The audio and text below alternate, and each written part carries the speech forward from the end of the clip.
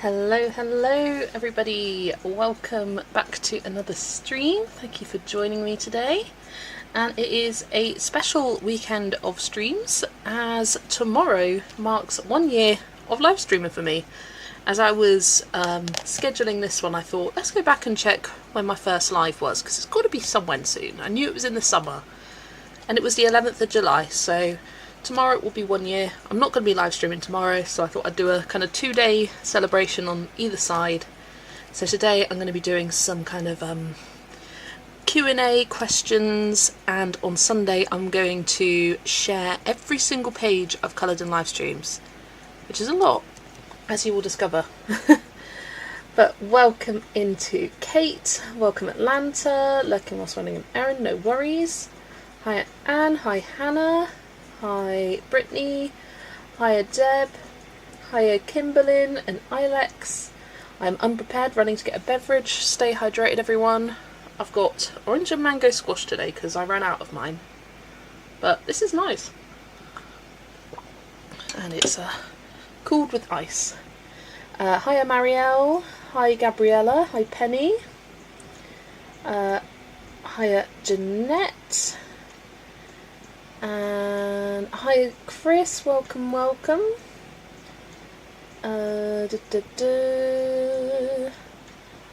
Hello Bloom Inks, welcome. And hello to Mimi and KP. I know, I can't believe it's been a year, but in a way I kind of can't believe it's only been a year in the same sense. Hello Phoenix, hi Pretty in Colour, welcome. Face pointing down to Paige, will listen. Thanks for being here, Nessa. Hiya Debbie, and thank you. Hiya Jackie, hi Megan, hi Ada, popping in for a second. Hiya Cookie. Oh, lots of people here today. Familiar faces and some newer ones as well. I do have the fan on because it is insanely hot today. I've just been sweaty all day, pretty much. Just gross. Hiya Jenny, welcome. Hannah got 3 Lulu Mayo books from W.H. Smith's whilst in Northampton. Love that. So yeah, I'm going to be colouring first page from a Rita Berman book, as that is the focus illustrator for the second half of the year. And I've decided I'm doing this leopard. Or is it a cheetah? I've been calling it a leopard.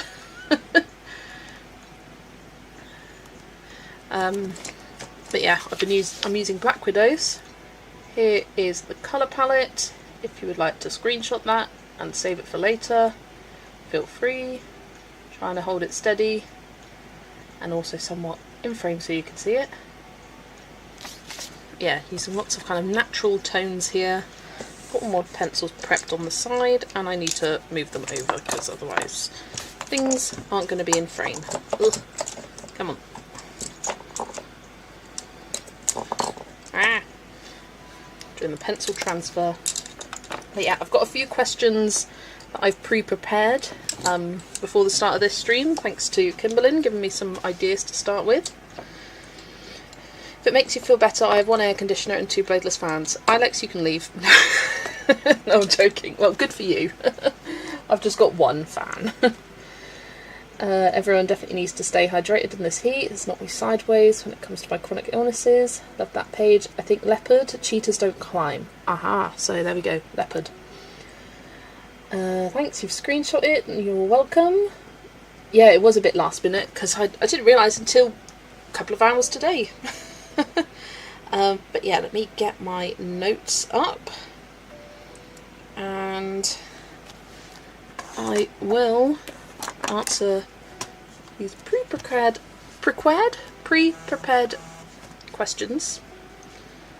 Let me just turn Do Not Disturb on and I will start colouring. I'm not sure where to start with. So yeah, I've got for the leopard, saddle, stink bug, mango, gold and maybe a bit of milk for like the white areas. For the branch, dark chocolate and castle. Then for the leaves, forest, leaf green and apple. And then I want to do like a sunsetty sky. I think that'll be nice. And then have maybe like a yellow glow on the leopard. I did that recently with a page and really liked how it turned out. So I want to do something again similar. And then for the like sandy parts of the page I've got stink bug and pastel lemon. Although pastel lemon needs a sharpen. So I'm going to sharpen that down here. Oh, I just saw a comment about the AFMAT sharpener, which I did use just then. I put it on the floor next to me just so it's not right in your ears. I have a frozen bottle in front of my fan. I've never tried that. Does it actually work? Don't know if you've seen it, but the latest Colouring Heaven pocket is capybaras and friends. I have seen it. I've decided I don't need it, but it is so cute. I'm working in the same book, but I'm doing the Bazaar Marrakesh page. Ooh, lovely stuff. For those of you who did the Fantasy World collaboration, did Albert Durer's and Polychromos work with the paper? Albert Durer's, yes, definitely, and I'm sure Polychromos would layer over the top pretty well as well. Polychromos were kind of mid for me. Maybe I'll use the palette on another Rita page. Is Black Widows your favourite pencil for Rita? Yes, it is. Kimberlyn was asking me this, like, what have you used? And I was like, Black Widows, just Black Widows. And then in the Europa book I used a lot of Brute Thinner squares, because that's all I had at the time. And they work well as well. You stop buying pencils. I did get one of those AFMAT electric sharpeners and it's so good. I know, right? So good. Kimberlyn's working on the crocodile page, love it. Saw it on TV this morning and really does cool the air blowing. Ah. One last question, are you using only those colours on this page? That's the plan. I may add others, but so far that's it, is the plan. Thanks for the reminder, just did the same. Didn't believe it till I did, really works. Yeah, I've never used it. Did you use Albert Durer's on your Fantasy World page? I haven't, but I did do a pencil test page using Albert Durer's. Want that Colouring Heaven pocket? It is cute. I keep putting this book in my wish list, but then I take it out. Oh, I'll give you a quick flip. In case you want to be encouraged. It is lovely. I'll also see if I can find the ones like, oh, look at that, amazing. If you really like animals, this is a really good book for you. There's lots of animals in this one. I will say it's probably my least favourite. Actually no, I think this is my second favourite. I was going to say least favourite of the Meine Reise series. I was debating that page, but I've changed my mind now. That's my absolute favourite in the whole book. I just love it. I really like those florals as well, they're pretty. That was another one I was debating between. Yeah, I've done this flamingo. Saved my colours, yep, black widows. Everything in here so far has been coloured with black widows. Probably my favourite that I've done, the Tanzania double page spread. I coloured that almost exactly a year ago, the 3rd of July. And that was the last time I coloured in this book. Look at those two. Oh, the safari animals, love it. That gorgeous leopard, this one, Nairobi. I really wanted to do this hippo, but then I didn't for the Wild Year colour last month. Got some really nice Egyptian pages. I know lots of people like Egyptian themes. That's the one Kimberlin's doing, the crocodile. And then at the front here you've got some kind of travel themed pages. And I've done this one. That was also Black Widows. I mean, I did just say all of them are Black Widows, but yeah, that one as well. And I've done the title page. I think that was the first one I did to get me started. But yeah, doing this one today. Let me grab a scrap bit of paper.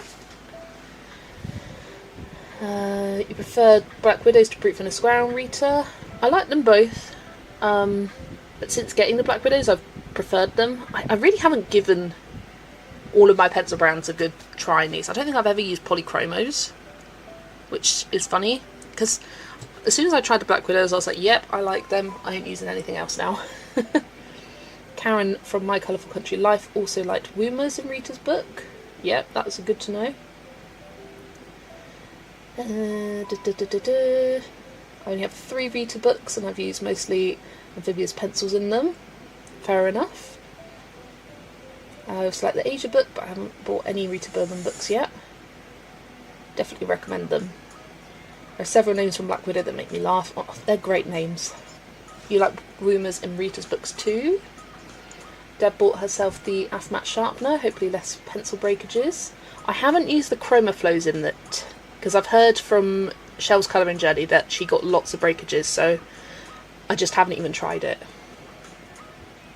Test page in Fantasy Worlds. Yeah, I did the like small victory style page in the Mermaid's Bay section. If you go to my May completed pages video, I talk about it in detail there. Love this book, just not sure how to start colouring it. I do know what you mean. Rita's art style is gorgeous but quite intimidating. But once you get started, they are a lot of fun. I feel like Rita Berman paper takes most things. I've used polys, ink tents and brute and macarons and all worked great. Africa by Toto Intenso. Do do do do do do do.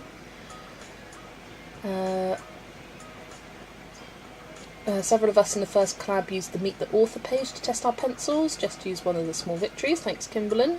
It's a good page hopping book. It is. There are some little images in here. Really recommend you test pencils. The paper is tricky and it really did seem down to a matter of personal preference in Fantasy World, for sure. Tara loves the polys in this book. Ah, there you go. If you find one of the small victory style pages in the book, then use a different pencil for each victory. You can see which pencil you like best. Yeah, absolutely. And I think those are good because each individual image is quite a good size, because sometimes when you're doing like a little flower or something you don't really get a good feel for the pencil, but doing each of those 9 victories was useful. Hiya Sue, welcome in. Question, what is the difference between the brute funas that I have, which are round, and the square ones? Sue, I'm not sure. They are different. Oh, who did a pencil? There are pencil comparison videos out there. I don't know exactly who did them, but you could have a look for Brutfuna round versus square. But I got the square because I heard they were slightly better. Used Chromaflow pencils in the AFMAT and used a pencil that was notorious for breaking, and I had no problems. Oh, that's good to know. I'll give it a try then. Why not? Praying to Hermes or whoever Greek god rolls over Amazon that this next round does not get lost. I want my flesh pencils. Let's hope so. So markers did feed through in mine. Oh, Mimi just got your Witches and Familiars book. It's really cute. There we go. Pamela did one. Pamela's Passion for Pencils. Right, let's start with the page and start with the questions. Where do I want to start? That is the question. I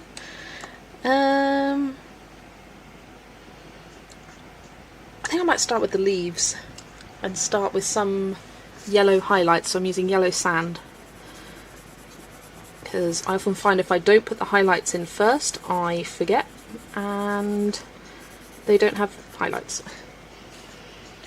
Thanks, Jeanette. Yeah.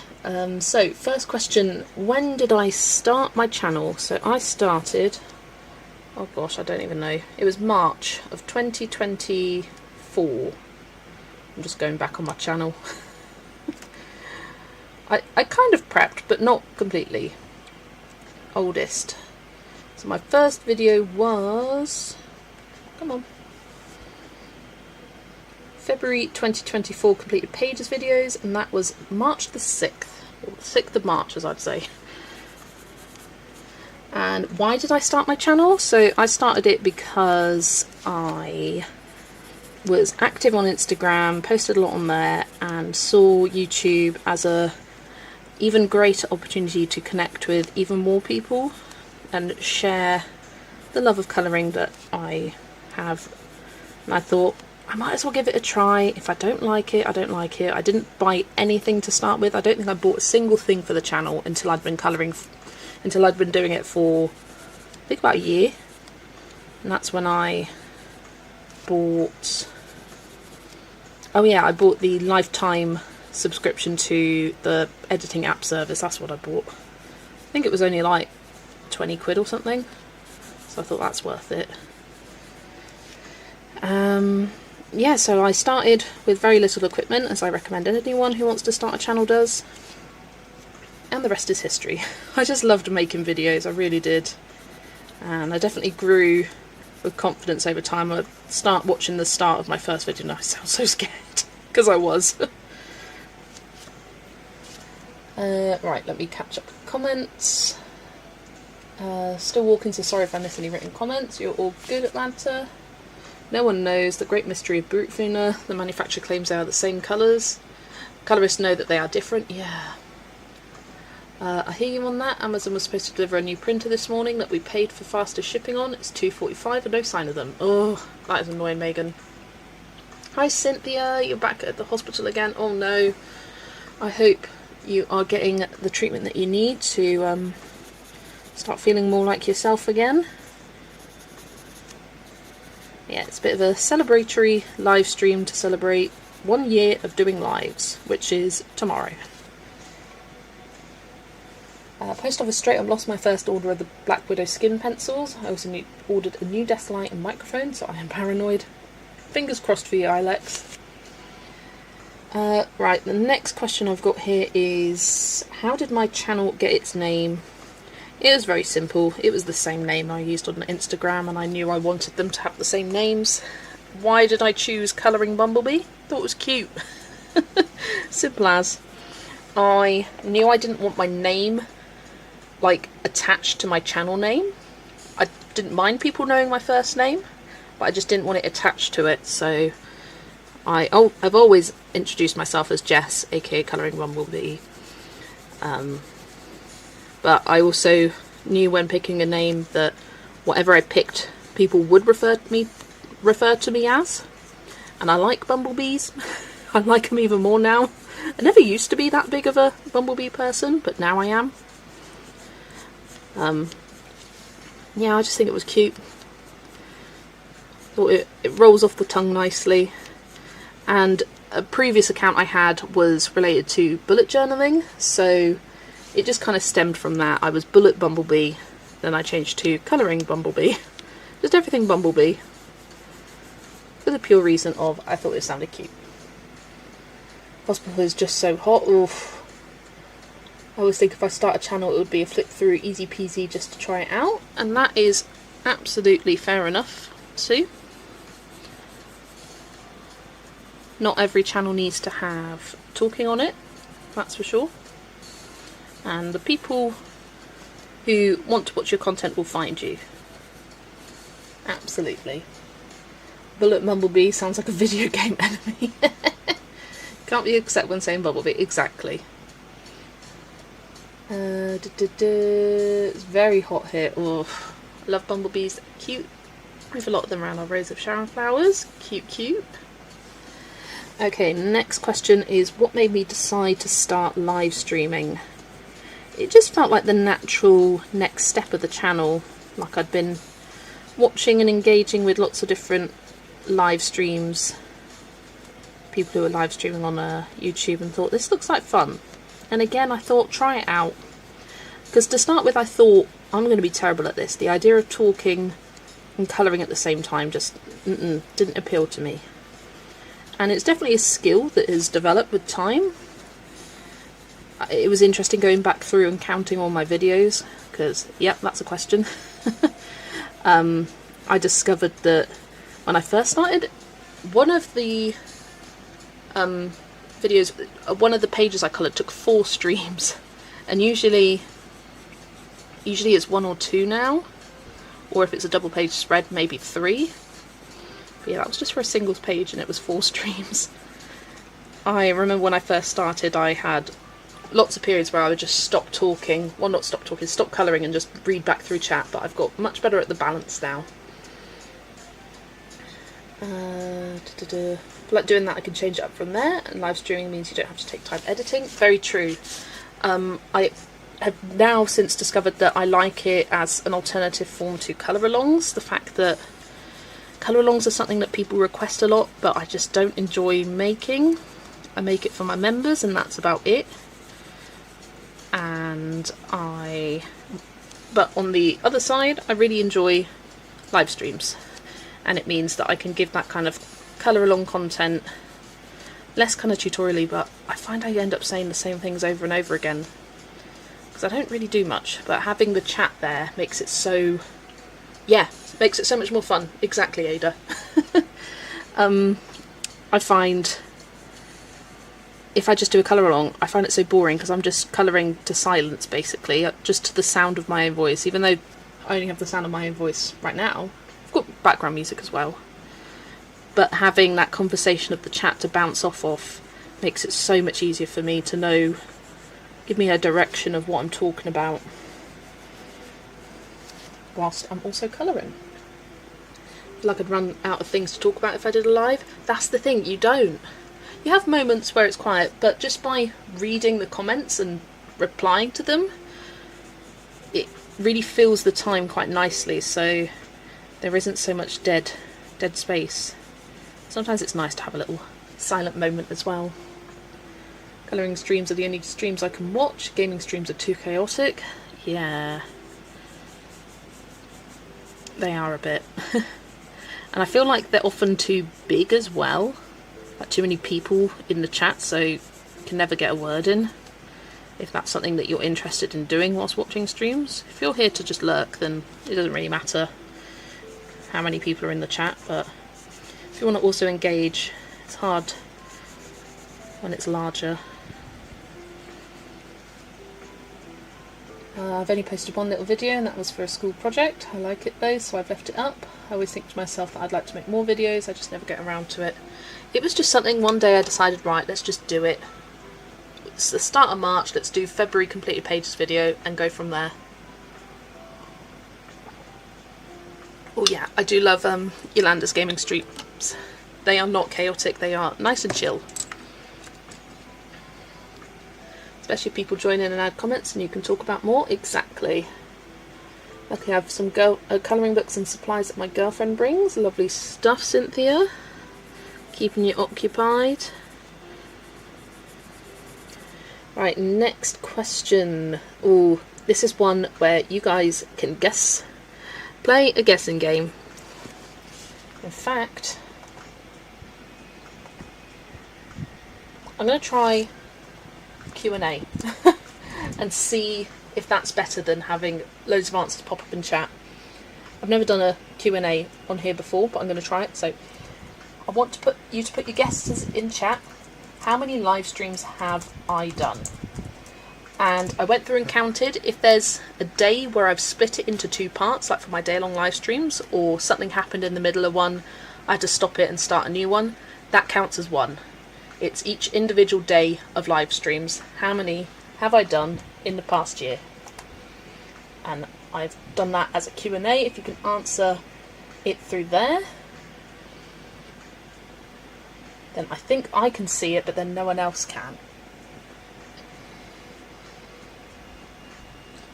Although I can't see my chat. Oh, there we go. If you answer it in the questions in the Q&A that I've just popped up. There we go. Thank you, thank you. I will keep colouring for a bit. In total, yes. How many days of live streaming have I done in total? Not including today. I mean, you can, but it will just be +1. +1 of your guess. Hello, Paulina. Welcome, welcome. We are currently doing a guessing game. Please answer the Q&A. Guess how many days of live stream I have done. How many lives have I done?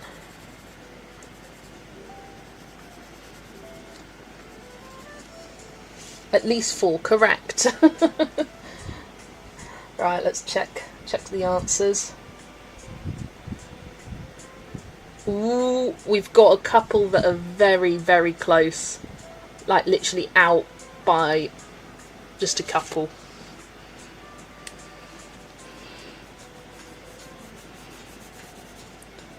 I'll keep it going for a few more minutes.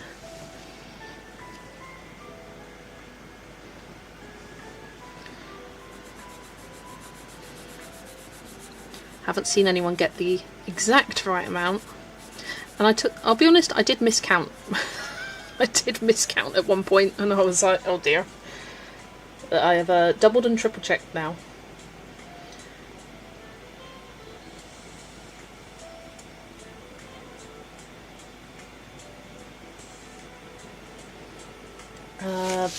Atlanta's back home, lovely stuff.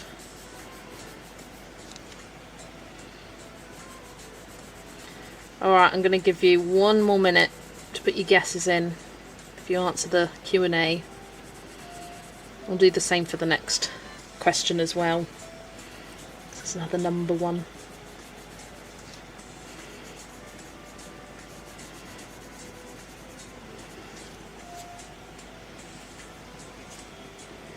Put in a second guess just to be safe.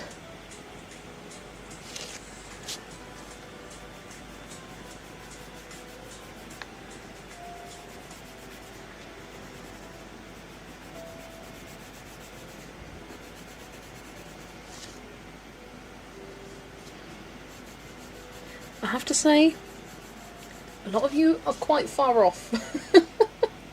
Some are pretty close though. Right, let's check back. Ooh, Alright, I'm going to end it. End the Q&A. Because we have... Oh, no, don't remove all the questions yet. We've got 2 winners that are closest, and that is Deb, When I Wonder I Find, and Penny, guessing 100. I've done 102. 102 live streams, which I couldn't believe. When I first counted, I thought it was 100, and I counted wrong. Somehow I missed 3. Can't make my mind up. Yeah, 102 live streams. This is the 103rd. So I missed the 100th live stream, but that's fine. I don't really pay attention to my stats at all.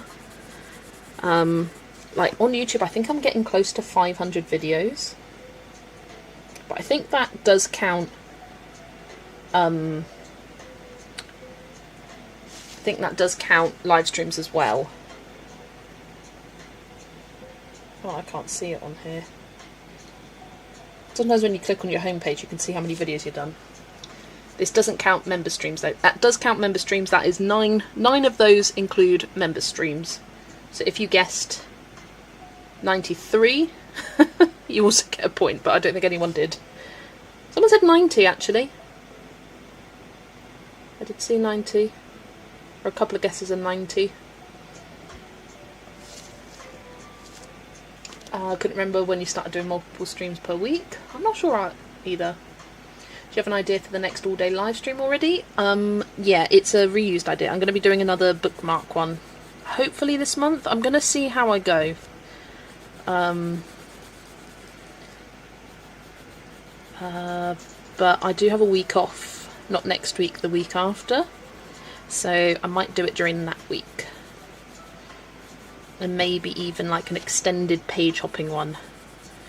Maybe a double feature page hopping, like 6-hour live stream or something like that. I do 3 in Small Victories, 3 in Inklings. I'm thinking of that. Not sure what day though. Guess 2 per week plus a handful of extras. Overshot it. Yeah, I can't remember when I started doing 2 a week. I'm just looking on my phone going oldest. That was one. So I did some bonus. I don't know when I started regularly. It was pretty soon actually. It was from like the third week or second week I started doing 2 a week because I was just loving it so much. 3 weeks started in the past couple of months. That's also true. Yeah. It's a whole lot of lives.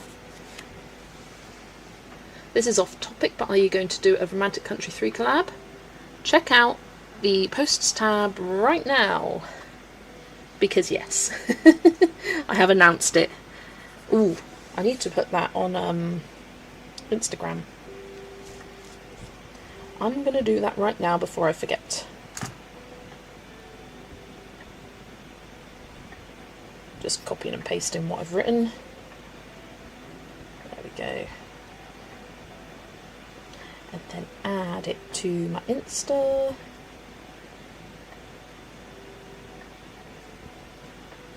There we go.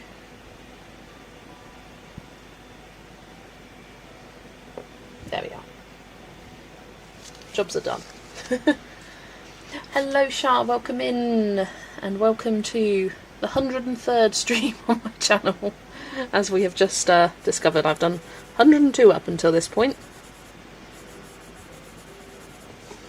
And hello Michelle, welcome. I think I misunderstood the parameters including multiple times a day. Yeah, so if I did, say with my day-long live streams, I split it into 2 parts. That's just one. It's what each day.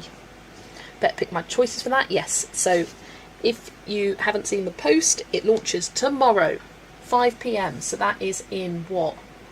21 hours time? 8, 9, 10, 11, 12, 1, 2, 3, 4, 5.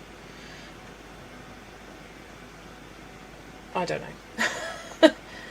24 hours would have been at 5, 23 at 6, 22 at 7, 21. Yeah, in 21 hours time it launches. I've filmed the video, I just need to edit it, but I've got a gap at work tomorrow because which I'm gonna hopefully edit it then. I don't know where. I might go into Tesco, into the Tesco cafe, and soak up some AC during work tomorrow and edit that video. Just need to put the titles of each of the pages, but I filmed it today. And then it's going to be a premiere that launches perfectly timed for when you can start sending your emails.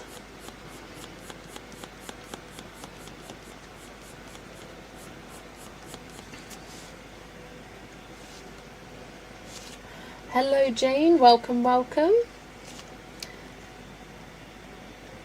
Right, next question I have here is And I'm going to do this as a Q&A again. Don't put your answers in the chat, please. Put it in the Q&A so you're not giving it away to anyone else. And that is, how many different pages have I coloured on a live stream? Now, how many different pages have I coloured on a live stream? Doesn't have to be completed. Just an individual page that I've coloured on a live stream for any amount of time, excluding members only. I've excluded it from there. So please answer it in the Q&A rather than typing your answer in chat. Right, let me go back to the chat. How do we indicate which page? Kimberlyn, look at the index at the back of the book, and there is page numbers and titles. You can translate it into English. That's what I've based mine off of. Or if you're really unsure and want to double check, watch the video, because I go through every page and say the title and number.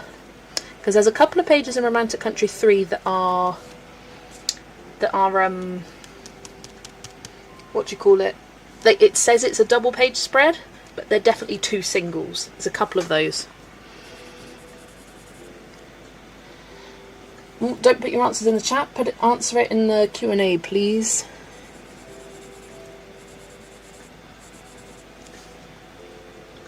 Just on live. Yes, just on live. How many different pages have I coloured on a live stream? Doesn't have to be complete. And that is excluding members only. Well, if you include it, it's 9, so not the most interesting. Oh, sorry. There we go. Oh, and I also excluded any page hopping. I didn't include either of those two books because it would have just got too confusing. How do you answer in the Q&A spot? Hang on, let me get it up on my phone and I can show you. Live.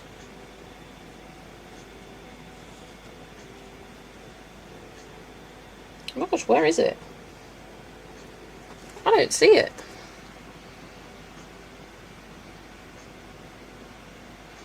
Well, that's not helpful, is it?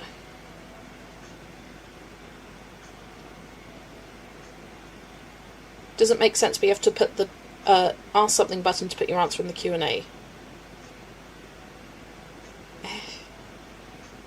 Maybe it's because it is my live stream, I can't see it.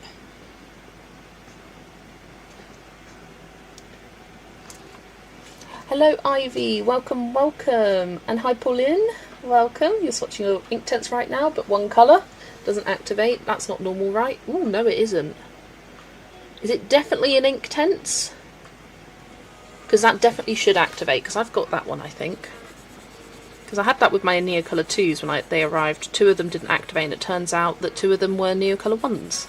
But there isn't a non-activatable, that's definitely not a word, version of the ink tents though, is there?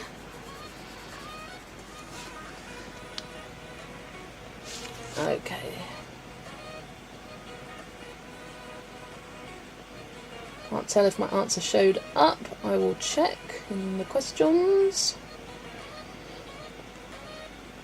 500 if page hopping is not included. Who was I looking for? Whose answer? Colourful colourist. Yes, it's there.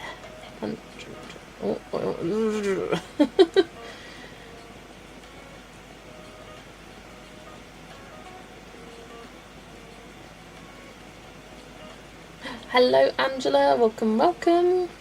Yeah, and hello Lucy, welcome. Pauline, I've seen someone say they had an issue with purple too.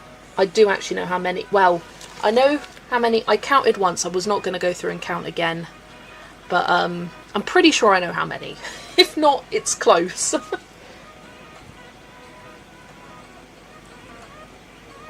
Do we need to email you about Third Tale? That is tomorrow from 5 PM UK time. You can email me your choices and I will allocate a page for you.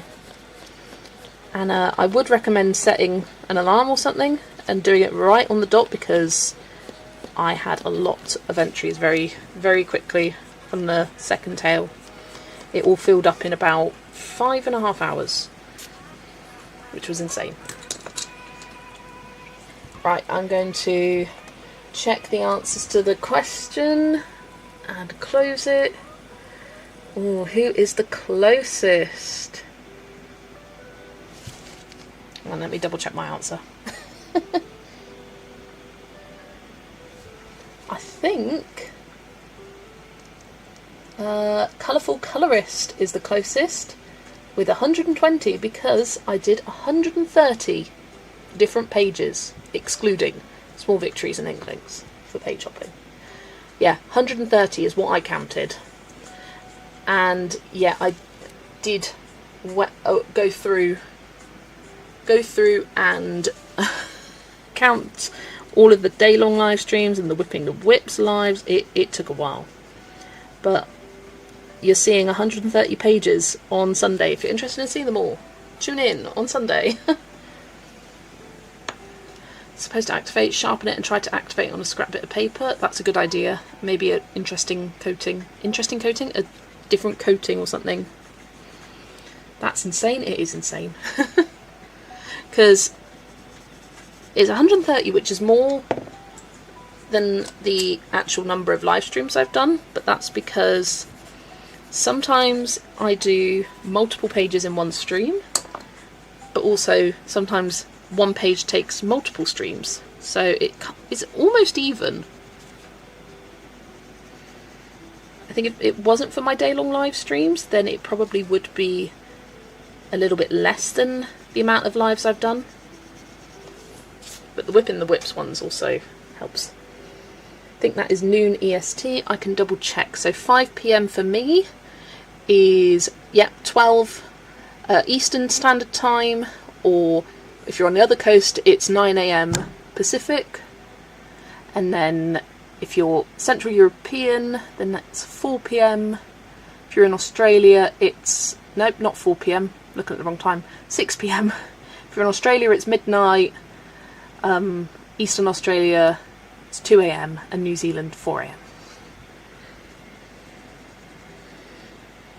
Unfortunately, it is pretty impossible to have a time that works well for anyone in the world. Yeah, that's the time I'm doing it, 'cause got to commit to something.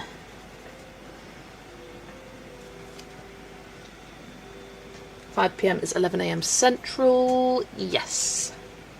I'm melting. Yep. I think you may have done more day-long lives than I thought. I've done 4 so far. I did, the first one was in February, my day-long charity live stream that kind of kicked off the whole day-long lives for me. And I raised over £1,000 in that stream, which was incredible.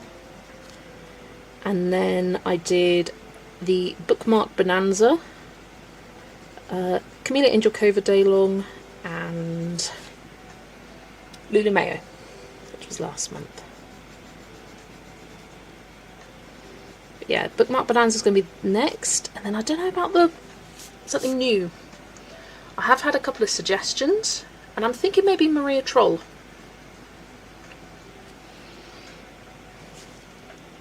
What was the answer? Someone was talking to me. It was 130. 130.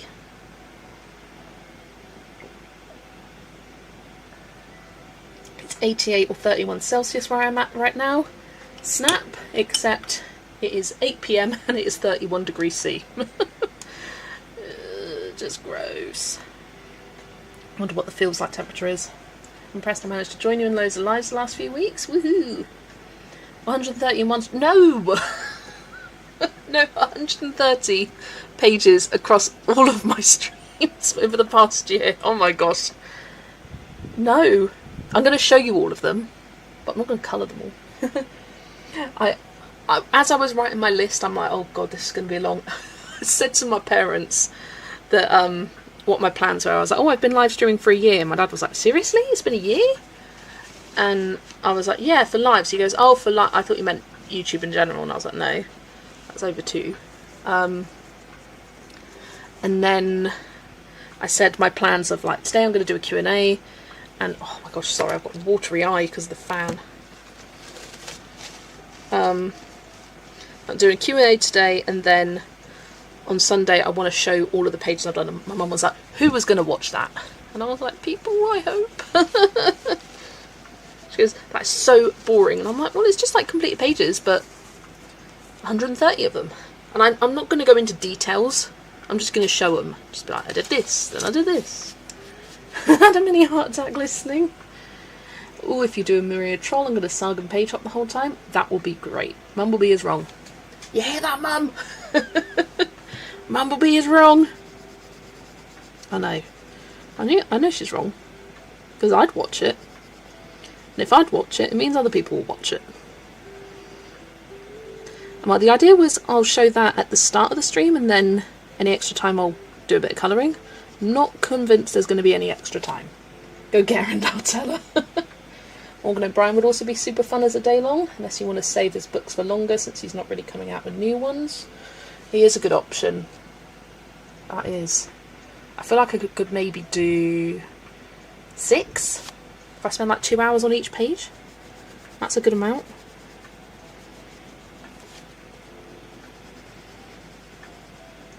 Yeah, maybe try and do one in a variety of different books, because I like doing that. Sharing the love. I could even do a prompt wheel. You know I love my prompt wheels of things to find in Matchstick Mouse books. That could be really fun.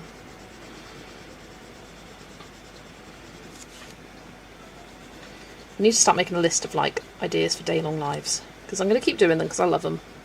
But just one a month. One a month. Got a cool breeze coming across the North Sea, so more pleasant tonight. Lucky for you, Jeanette. Hello, Lively, welcome. I think your mum might be underestimating us when it comes to who's going to watch it, literally. Yes, everyone's wrong. Hello, Amy, welcome, welcome. Oh, it's a bit early or late for you? What's the time now? 8 PM. 7 AM. Early rise. Welcome, welcome. Does anyone know what's going on with Morgan? I don't know. But did you see he's put out a new character? It's called like Matichu. It's like a Japanese version of, like a kawaii version of Matchstick Mouse, and it is absolutely adorable.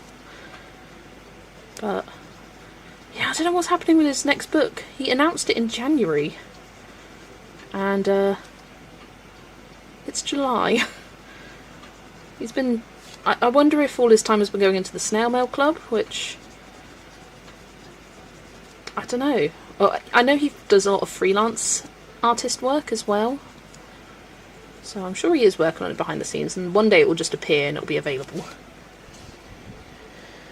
Does Sargon have an Aladdin page? Yes, it does, and that is the page I'm planning to do this month. It's 7 AM here. Yeah, I slept so hard and I woke early. Good to hear. Yeah, hello in the future. How is Saturday looking? I had no idea about this new character. He literally uploaded it a few hours ago, if you check his Instagram account. Yeah. It is very cute. I think it's called Matichu or Matichu? Machiru. It is adorable. You're going to get lines on the screen, but I want to show you. Ugh.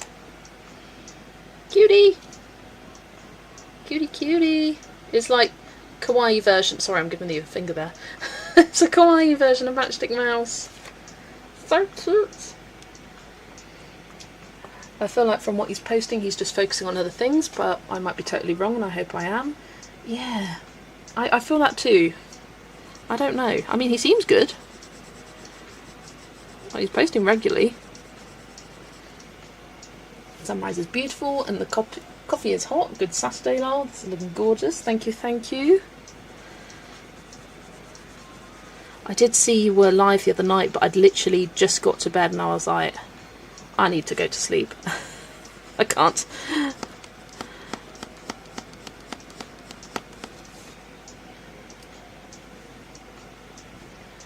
That's the page I'm planning to, Aladdin and Sargon, and I will get the lamp colour during Jess is live, and that is it. And that'd be a great start, Kimberlyn. think I'm going to colour that page next week. Be one of my focuses for the week coming. Right, let's go back to the questions. I've got a couple more, and then I'll open it up for more questions. Where's my questions? There it is. Okay, next one is, what was my biggest challenge when I started streaming, and how did you overcome that? I think it was finding the balance between colouring and chatting. I remember when I first started streaming, probably for the first month, maybe 2 months, it took me to get really into a groove. I would spend 10-15 minutes not even colouring, just scrolling back on chat and catching up and reading every single message.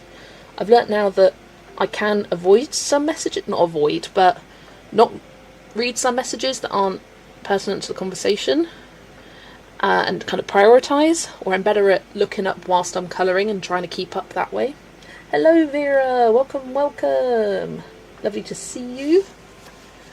Doing a bit of a Q&A. So that, and from my first live, probably the technology side, the quality was terrible, but that was easily solved. I just switched to OBS rather than streaming live from the YouTube app, and it was absolutely fine. Well, it wasn't absolutely fine. I had a bit of lag at times when I used my phone because I used it as a webcam that connected to my laptop. So any sort of lags in the Wi-Fi would result in slight lags between the picture and the screen, which doesn't happen as much now. I've got a webcam that plugs into my laptop. But yeah, just finding that balance, and it is a skill. It's a skill you develop. So if you've just started streaming and you're struggling to find that balance, you will get there, I promise. But yeah, I used to have a lot of questions being like, "You gonna colour anytime soon?" I'm like, "I'm sorry, I just want to get caught up." And then there'd be even more messages coming through and I couldn't catch up. It was really hard. But yeah, you get better at it. I'm going to start turning in my partial pages to Jo and see what she says. I mean, why not? I was going to do the birdcage from Wild Within Wilds by Kirby, but I'm just not feeling it. That is fair enough. If you're not feeling it, pick something else. Like, even if you've got it planned for a buddy colour or a special reason, there's no sense forcing it. You just got to do what brings you joy, because if you're not enjoying it, what's the point of colouring? This is your hobby.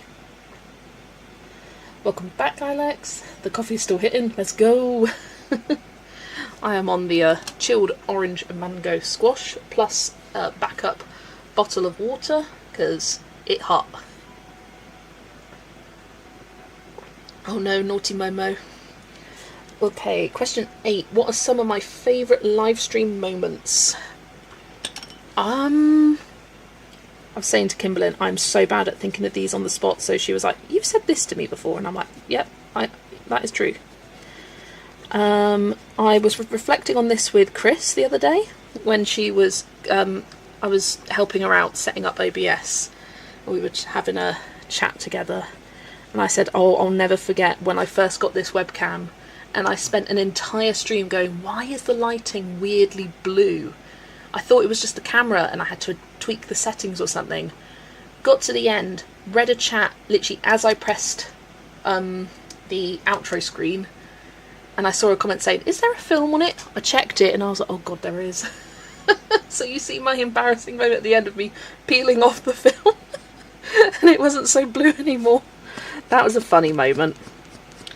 I mean, best moments, definitely the charity streams, the Tubathon live stream, where during my time slot we reached 5,000 raised, which was just incredible considering the goal to start off with was 3,000 for the entire month.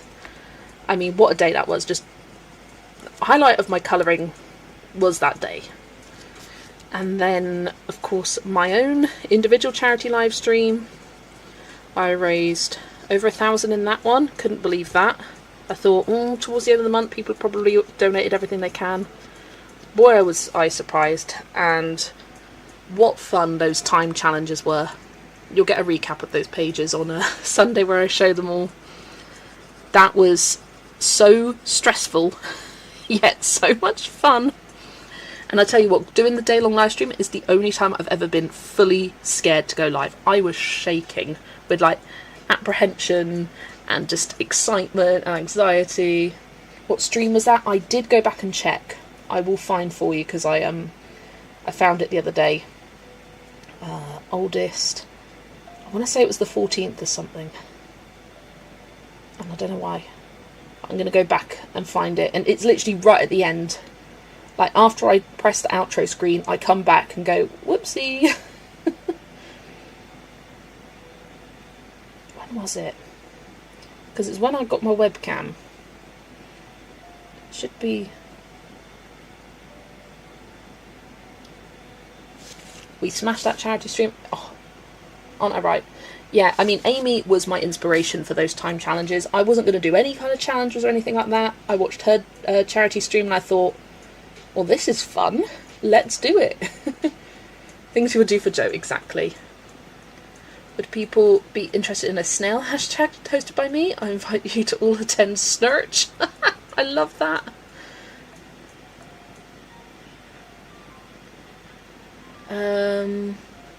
The snail was an iconic stream. That was only a couple of weeks ago when I was page hopping and we were just waiting for the snail to come up, and it never did, but I still completed that page. November. Thanks, Chris. I was hoping Chris would come back and remind me. It was this one, the 14th of November. Literally go right to the end.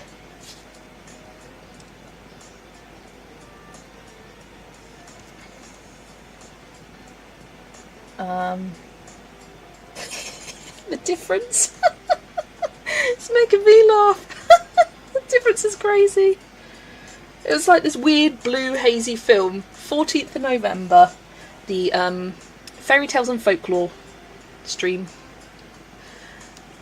Still giggle at the challenge pages. Honestly, I was surprised like at how well I coloured them. Like, there's some of them where I'm like, I couldn't do much of a better job if I didn't have the time challenge.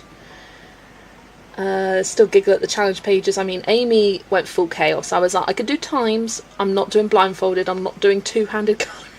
Amy just goes all out on the challenges.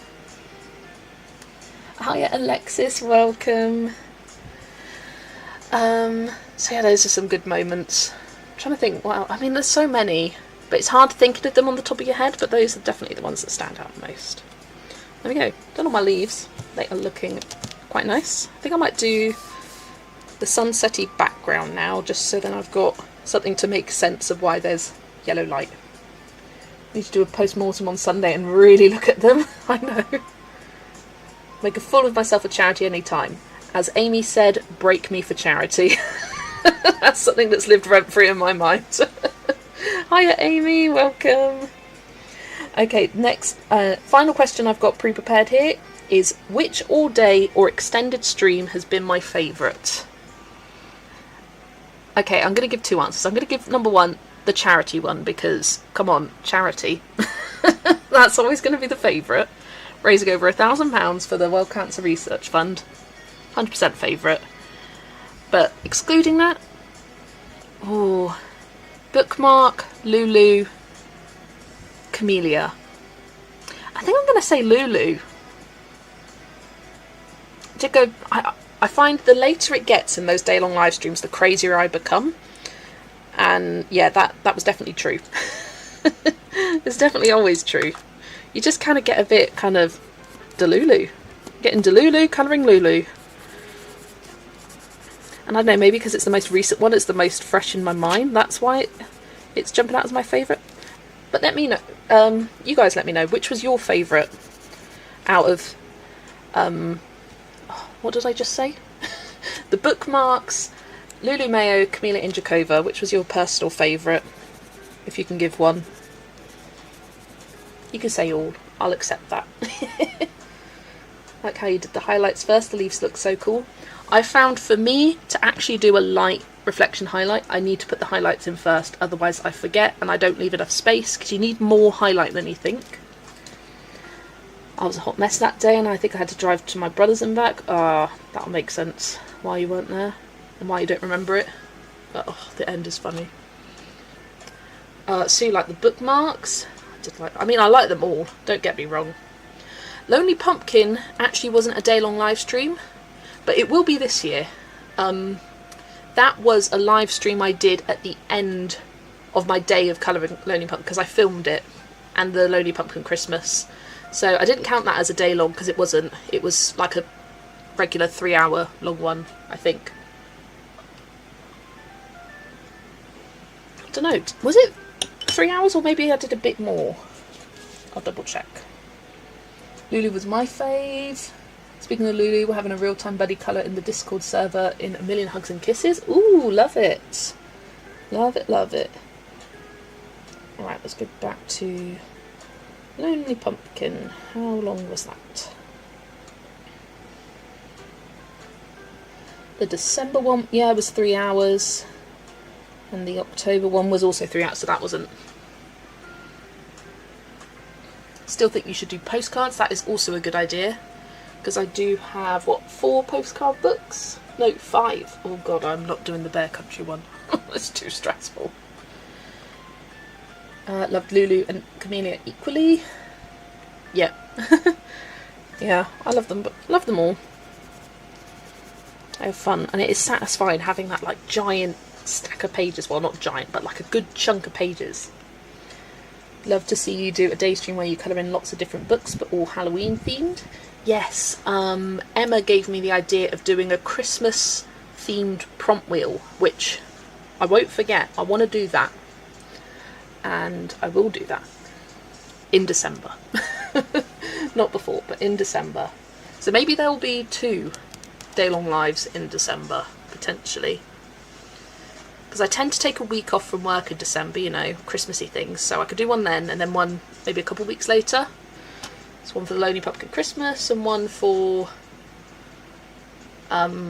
Christmas prompts, and then picking out different Christmas books, because I've got quite a few. It'll be fun to get to a bunch.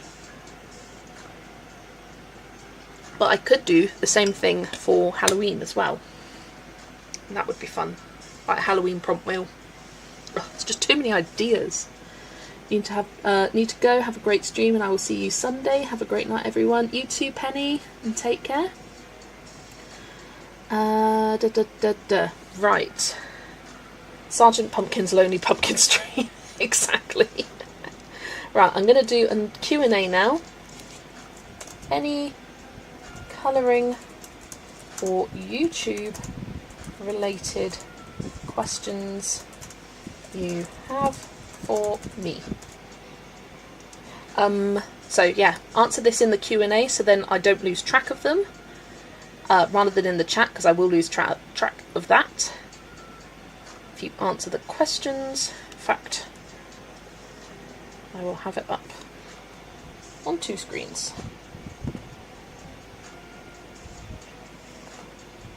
Live chat, there we go. There we go, I can see them all now. But asked if you've got both Witch books or just one. You just got Witches and Familiars, love it. Right. Yeah, any other questions you have? And if you want to be anonymous, put in anonymous or anon, and then I won't say your name. Nessa, crystal ball time. It's your very last live stream. How old are you? What's the topic? Oh my god, Nessa, what a question. Alright, let me just look into the crystal ball, see what the energy is telling me. I don't know. It's weird because you can't imagine it ending, but you will at some point. Like, I'm going to die one day. Like, depressing as that is, but it's happening to all of us. Sorry, mood change. No, but like, yeah, one day I will just stop colouring. I feel like it wouldn't be like an event. I wouldn't know it'd be my last one. It just would be. And I'd say, I'm sorry, I'm not going to do any more from this point onwards, because I'm just not feeling it. So it would probably be some random book, I'll be honest. But how old am I? I'm going to say 57. Let's go over 30 years, let's go. Actually, no, I would love to be colouring until I'm like 79 or 93. And I'd see all the new kids coming into colouring. I want that to be me, and I'll be the wise elder who's been doing it. Not since the beginning, because I haven't, but since quite early on. Do you have one fave ever page that you completed? Yes, I do. And I have it to hand. It is this one from Enchanted Relics, and I did show it off in my mid-year update tag. So yeah, I'm just so proud and pleased with this one. Again, lighting effects. I like it when I do lighting effects because I don't do it often, and it's hard, but I really like how that turned out. Okay, hear me out. An elderly home for colouring adults. Yes. Where is it? It's in my house. It's my home. That's where we all convene to. That is gorgeous. Thank you, Ilex. Yeah, I'm so happy with that. When I started it, it was one of those pages where I was like, I really want to do my best work with this. I know that sounds weird, but sometimes you kind of something and you're like, just colouring. It's fun. But with that one, I was like, I want to do my best work, and I did, and I was so happy with it. Auntie Chris, Ada asked a good question in the chat earlier. Is it more fun to stream or to be a chatter in someone else's stream? I'm going to say stream myself. Does that make me big-headed? Maybe. I don't think so, I'm not. But I think because I'm chatting out loud, it makes it more fun. I mean, 100% I am laughing at other people's streams all the time. I mean, I think especially Yolanda's, I'm constantly laughing along with her. God, what was it that we were... Oh, if you've never watched the something idol, I don't know what country it was like Ukrainian Idol or Hungarian Idol, and it is this woman singing Can't Live Without You by Celine. Except she goes, Kenley, libby dibby doubt you. And I was in stitches that day. The Villages for Colourist Only is an over 55 planned community in Florida. Yes, that exactly. Everyone just forgets what they colour, so everyone shares all books and materials. They'll be like, I haven't coloured that page. And then they open the book and they're like, oh yeah, I did. This is why I say this is not Yolanda's stream. Her streams are wild, they are. And I love them. I do. I love a lot of streams. But yeah, sometimes you do just want to chill and colour. Sometimes you want to laugh and colour. And everyone's got a different vibe for that in their streams. What is my oldest colouring book / coloured page? That would be Magical Jungle by Johanna Basford. In fact, I can show you that one too, because it's right next to me. And the first page I did was... Where are you? Here it is. This was the first page I did. And I tell you what, I did some things I would never do now. I did some very cool things on the flowers. Not cool, but I blended pink into orange, which I never do. I went quite out there with my toucans. I even did some crazy outlines on the leaves. This one's black because I did it one colour and I hated it, and so I went over it with black and thought that will do. Is it my best colouring? Absolutely not. But it's my first page ever, and I did some daring things, which is kind of shocking. I think because when I started colouring I thought, I'm an adult, I have to put lots of artistic elements into it and not just colour things flatly. So I've always tried to do that, even from my first page, but yeah, the blending is not as smooth as it could be now. My plan is, so I coloured this in June of 2022. My plan is to colour this next year in June 2027, so I have a 5-year gap, because I think that will be a really fun comparison to see how my colouring has changed or improved. Can reply fast because it's pretty cool. Oh, I enjoy premieres because you can chat and watch whilst others are seeing and commenting on. Yeah, I've done a couple of premieres, but not many. I kind of hate watching myself back, which is why I don't tend to. I did do the, what was it? I did Spring Randomizer as a premiere. Didn't do Summer, I didn't feel like it. While I'm old enough for an over 55 community, I couldn't live in one because I would have my disabled daughter with me. She's 34. That's fair enough. Looks good, very vibrant, thank you. Those toucans have seen some shine. Oh dear. It's very good as a first page. You should see some of my older pages. Mind you, the book I have was purchased before I got married, which was in 1988. I mean, we all have a journey. It's not called a journey because you start off perfectly. I mean, even if you look at the colourists that you look up to the most, they'll say that they did a bad job on their first page, and you'll look at it and be like, no you did not. Like, what are you on about? Right, next one by Bloom Inks. Are there any live stream ideas you would like to try? Ooh, I mean, what else is there? What is there out there that I haven't done? Right, there is all these lines going on here and I have no idea what they mean, what they are. It's one of those confusing Rita Berman line bits. Like, because this is like straight. I might just white that out and pretend it doesn't exist. Just noticed a leaf I've missed. I mean, any live stream ideas that you have that I could do, I would love to hear that. Topography lines. Looking at you, Annika. She did a video where she criticised her own pages and it made me want to cry. Literally. And you're just like, that's your worst? What's my best? Like my older stuff, and I don't throw away bad pages or colouring books. It's part of my colouring history. Exactly. If you don't like a page, turn it over and move on. I think I'm just going to white it out and make it into some sort of wispy cloud, because I want a bit more background on it. Don't want it to just be this slither up here.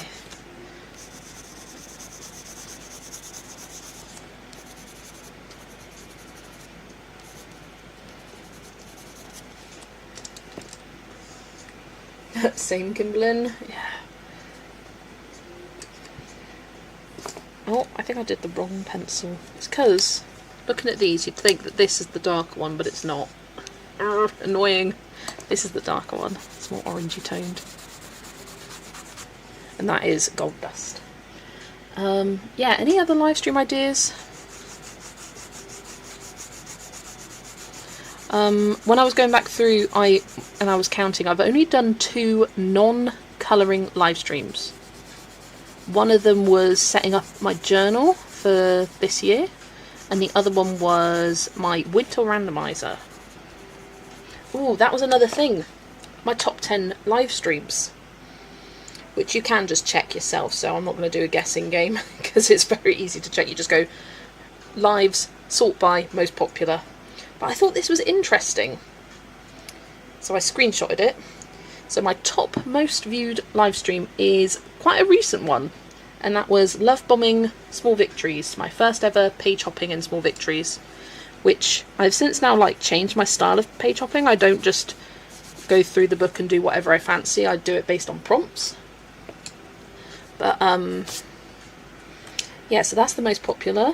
And then it goes the day of Lulu Mayo live stream, and the day of Camellia Angel Cova, and the charity day-long live stream. So those are the top 4. And then number 5 was my winter randomizer, which is what prompted me to get this list out. Then number 6 was the bookmark day-long live stream. To be fair, all 3 of those other day-long live streams are like tied for views in terms of the breakdown that it's got here. And then after the winter randomizer, it was the Tubeathon live stream, and then the bookmark day-long live stream, and then it was page hopping in Small Victories. I'm assuming that's episode 1, yeah.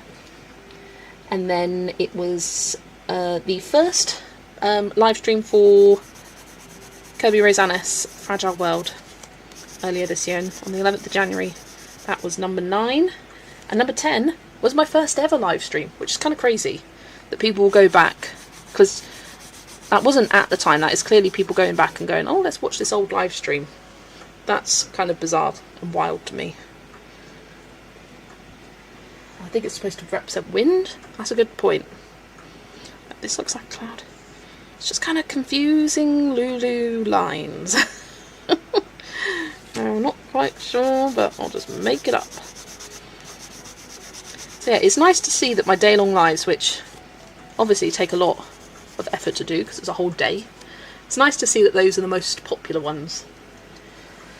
Alright, I have to sleep, got to work in about 4 hours. Oh, have a good sleep, Ilex. Hit me up on Discord for a fun/strange time, absolutely. Thanks for being here.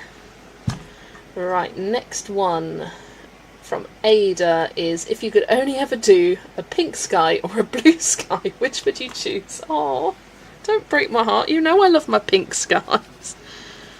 But I think I would miss a blue sky more than I'd miss a pink sky. Because I feel like any sky can be blue, but not every page fits a pink sky, if that makes sense. Like if you're wanting to do a really realistic, natural scene, you'd want a blue sky rather than a pink sky, because it's less natural. But I love my pink skies. The pink sky with the lambs. I was like, with the limbs? With the lambs. Yes, Boule de Poire. Yeah, I like that one. I do remember. Right, Nessa asks, could you see yourself illustrating a colouring book? No. Easy answer, no. I can't draw. I can't draw from memory. I can't draw original things, so it'd all be copies of things. And then it's not my real art, so no, I never would. Never could. I often like to say to people I meet in real life when I say that I do colouring as my hobby, that I colour because I can't draw. And it's a very... And it's true, it's a very artistic outlet for me. Where is it? Yellow sand I want. That one? Yeah. Guys, autocorrect. I know you love it, that's why you asked. Meanie. Yeah, I don't see pictures in my head. I definitely have aphantasia, so I can't... Like, if I was told to draw a leopard right now, even though I've just looked at one, I would have no idea where to start. My things look awful. I cannot draw faces to save the life of me. Ask my mum. She says all my faces look possessed. And they do. I draw stick bees. We love you, would buy it. No, I can't. I mean, yeah, drawing a cartoon little bee is about as far as I can go. Let's do one right here, right now.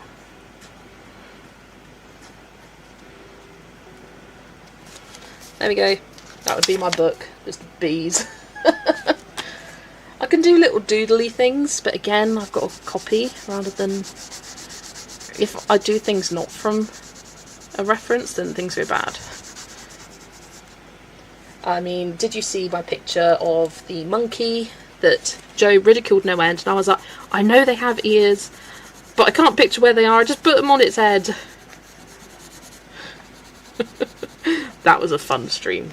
That was Joe at Piggy Pen's quiz stream. So much fun.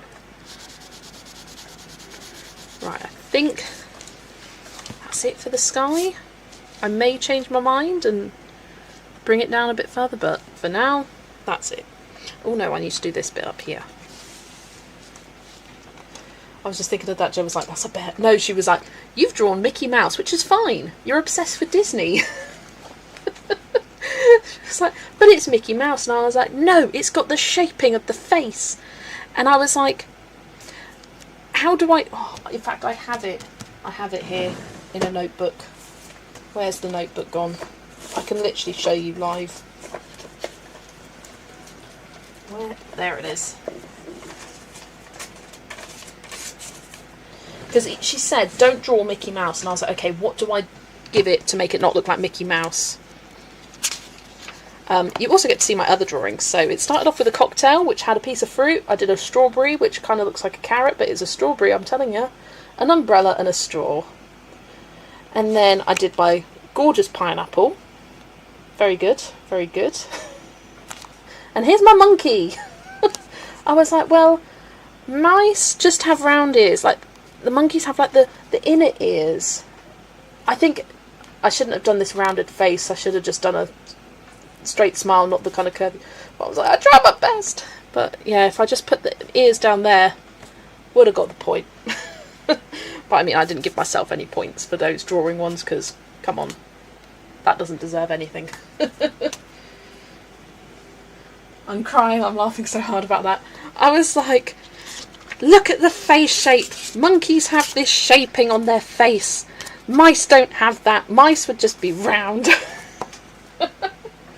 Chris won the monkey drawing. Alright, Chris. Good for you. I'm both, but does it mean everyone has to be both? Yeah, I think a lot of colourists would say they colour because they can't draw. I think I'm not alone there. I've never won anything for drawing before. There you go. That pub was so freaking fun. It really was. Hey, I would colour those, oh dear. When you turn that page, the tree looks like a dino skull. It does a bit. Next time we had tiny hands behind your back. I tell you what, I was sat here with my phone. My hands were sweating. It wasn't that hot that day, but my hands were sweating. I was concentrating so hard. Hello, Ali. Welcome. To celebrate the fact that I've been live streaming for a year, I'm doing a Q&A. So if you've got any questions, there is a Q&A live at the moment. I'm going through them. Right, next one. Oh, Lottie has a couple. I see, Lottie, you put, I have a couple, and then I think it cut off because I can't see another comment where you asked anything else. Let me just double check on the chat, because I can't see anything. I just see, I have a couple, and that's it. Yeah, no, I can't see anything on the chat either. I mean, Joe started to threaten my fingers, and I was like, I'd like to keep them, thank you. Couldn't get an answer in, the answers were on the screen before the question. Yeah, it was tough, but to be fair, I was tallying up, and I think I still won. Just said she doesn't really care about sports and isn't that competitive. Oh no, when it comes to like games and quiz, I'm not the most competitive, but I do get upset if I don't succeed. No, I'm joking. No, when it comes to like sports games, no, not competitive. But when it comes to like board games, online games, I get sweaty. I do, I really do.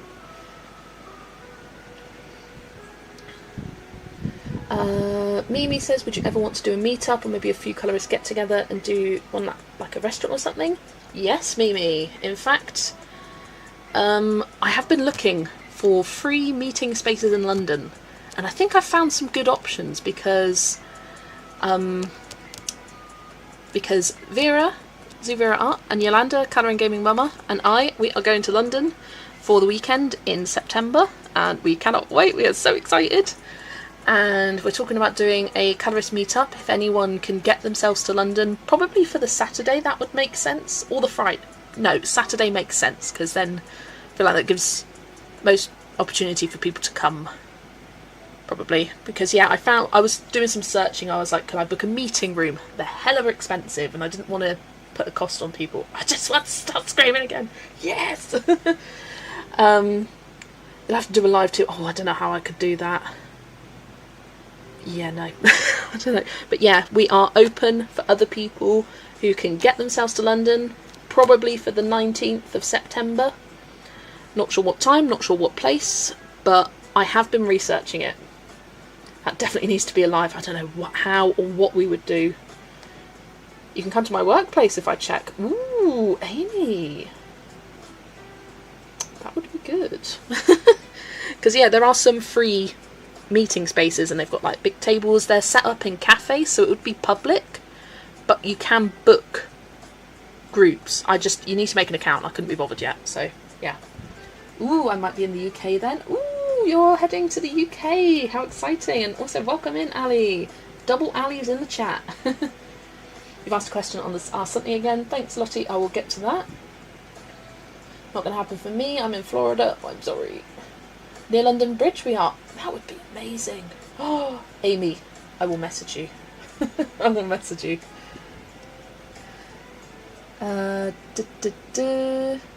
Right, next question. Oh, Vera asks, what would you say is typically your colouring style or technique? I think this is a good question for everyone. What is my colour? How would you describe my colouring style? I would describe it as pastels. I would describe it as pink, purple, blue, yellow. Very rarely orange, red. That I'd describe it as quite natural rather than fantasy. I tend to go more natural than fantasy. Very quick. Yeah, I would agree with you there, Jeanette. Yeah, quite quick, vibrant. It would be amazing to see everyone in real life. It really would. It'd be so much fun. Hi Nora, welcome. Just watching this. Gonna do this page this month. Already had it open for this month. Love that. It is a perfect page for Prelude Predator, which wasn't the reason I picked it. I picked it because I liked it. But it's also a good kind of 2-for-1 there.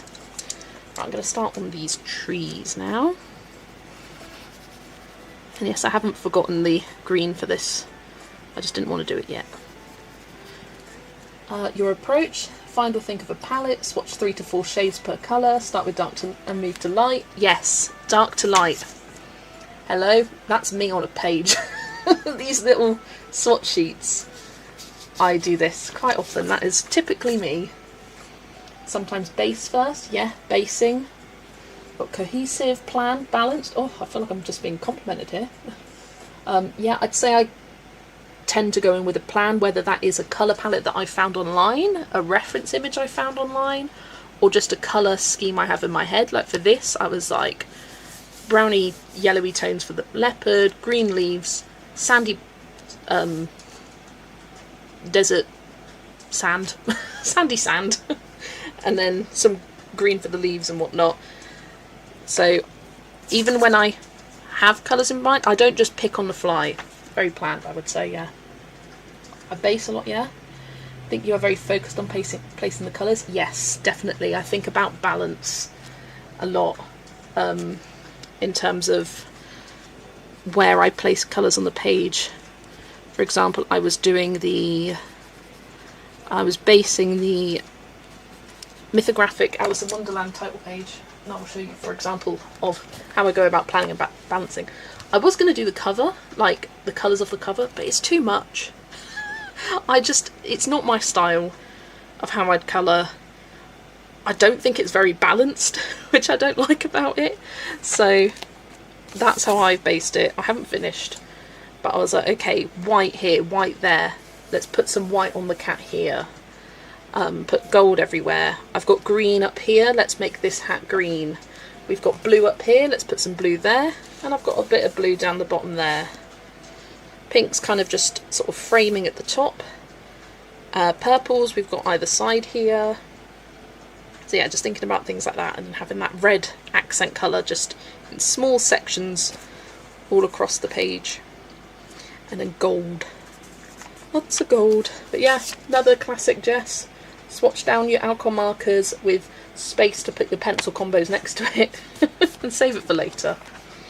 I do like cohesion throughout a book as well. I like things to look cohesive. Yolanda did say we would have to know what Jess looked like. Yes. We were joking in Yolanda's stream that I'll just like come in like dressed like a bumblebee, and I was like, I will send you a photo before we leave so you know who to search for. In fact, I'll probably send them multiple photos. But yeah, or I'll have a sign saying, where me duchies at? Just wear some like, you know, like there's headbands with like dingle hoppers with bees on them. I don't have any, but I'd find some. It's like I'm the one with the crazy bee outfit. I actually don't own any bee items of clothing. It's something I have searched for and I just cannot find that looks nice and not crappy. My question would be an excellent follow-up for this. I am getting to it. I will get to them. I promise. I won't finish till I get to them all. Oh, okay, let me read Chris's here. You're known for clean pages, light, fresh colours, and certain favourite illustration styles. Do you ever feel creatively stuck or pigeonholed, as though you can't or shouldn't experiment or branch out? Chris, that was the most interviewee question I've ever heard in my life. I feel like I'm a celebrity doing some promo for a film I'm in. You're known for this. Do you ever want to do that? That was very professional. And have you considered a career in interviewing? Because that was good. No, I don't feel pigeonholed. I feel like, yeah, even though I do have a kind of system, I do branch out a little bit. Not very much or very often, but I have those books that I can just be free with colour. Like Camilla Angelkova's or Lulu Mayo's, where I colour bunnies yellow or little squirrels pink. Like, I've got those books where I can just go crazy. Or crazy for me, not for others. For others it's quite subdued. But I've got those books that I do that for. And I feel like I have quite a variety of colouring books and styles that I like to colour in. So I never feel bored of one particular style. Even if I do, say, like a focus illustrator one month. Because I jump between a lot of pages as well. I'm constantly working between whips. I don't get bored of one thing. You know I'm loving the colouring process when I colour it from start to finish. That was me earlier in Little Folk by Christine Karen. Right, let me catch up with chat again. Just did the gold the way it is on the cover. Didn't know what to do next. Jolene, do you have any... Oh, just jumped and I can't see what it is. Right, let me just catch up with chat. Not basic beginner tips, like if you could go back to the start of your colouring journey, what would you like to know? The only thing I would tell myself is don't buy every Johanna Basford book under the sun. Buy one, maybe two books from a specific artist and find some different ones. Because out of the 17 books that I had for my first 6 months of colouring, 9 of them were Johanna Basford, which is insane. I didn't know what I liked until my next 6 months, where I did start branching out, and I sort of bought a couple of Hannah Carsons, a couple of Kirbys, a couple of Melpomenes, and then I actually found what I would like. That is the one thing, if I had to change and start the beginning again, I wouldn't get every single Johanna book. I'd find my favourite 2 and find another artist. Don't usually plan pages ahead. There might be something that pops into my head about a certain feature, but rarely do I have a vision for the whole page. Sometimes I'm like that. Sometimes I'm not sure how to colour a page, so I'll be like, okay, start with what I know, start with the leaves. That's what I did with that Alice in Wonderland one. I just started with the green, with the leaves, then I did the gold. Or I'd start with the branch, and then I like colour the things you know what the colours are for it. And I find that when you look at the page, other ideas come to you. I think your colouring style is delicate and planned, and always a touch of shine. Oh, thanks, Lucy. Oh, stop complimenting me, people. Thank you. Throw colour at page and go from there. And it works, Lucy. You create such beautiful pages. I don't understand how you fit your swatches on such little sheets of paper. Practice. And also I can colour... No, not colour, but write quite small. I can go big, but I can go quite small with my writing. Just got Alice in Wonderland Mythographic yesterday. Excited to start a page, but not sure what one I should do. There's a group if you'd like to join. Kimberlyn in the chat. Kim, without the Kim, just B312 colours. Message her on Instagram and you can join. Where my touches at? Imagine us all turning up as bumblebees. How cute would that be? You have fingerless mitts. That is true. My when it's cold weather mitts, they're on the side because clearly it's not cold. I've got one here. Oh my gosh, that was hard reaching. My bumblebee mitts. I'll just come into London. I've only got one right now. I'll just be like, I'm here! Me! It's me! Auntie is a pro, she is. Dutchie right here. Oh, Jolene! Jolene is another fellow Dutchie. Let's go! Chris, you're the new Barbara Bolters. We're a bee custom. You mean you don't need 15 flower books? Not all at the same time. I think Johanna Basford was most people's first adult colouring book. I'd say definitely yes, most, not all, though. There are several colourists out there that it wasn't their first. But I'd say most, and I think the reason is because they're so accessible, so affordable. You can find them secondhand for really cheap.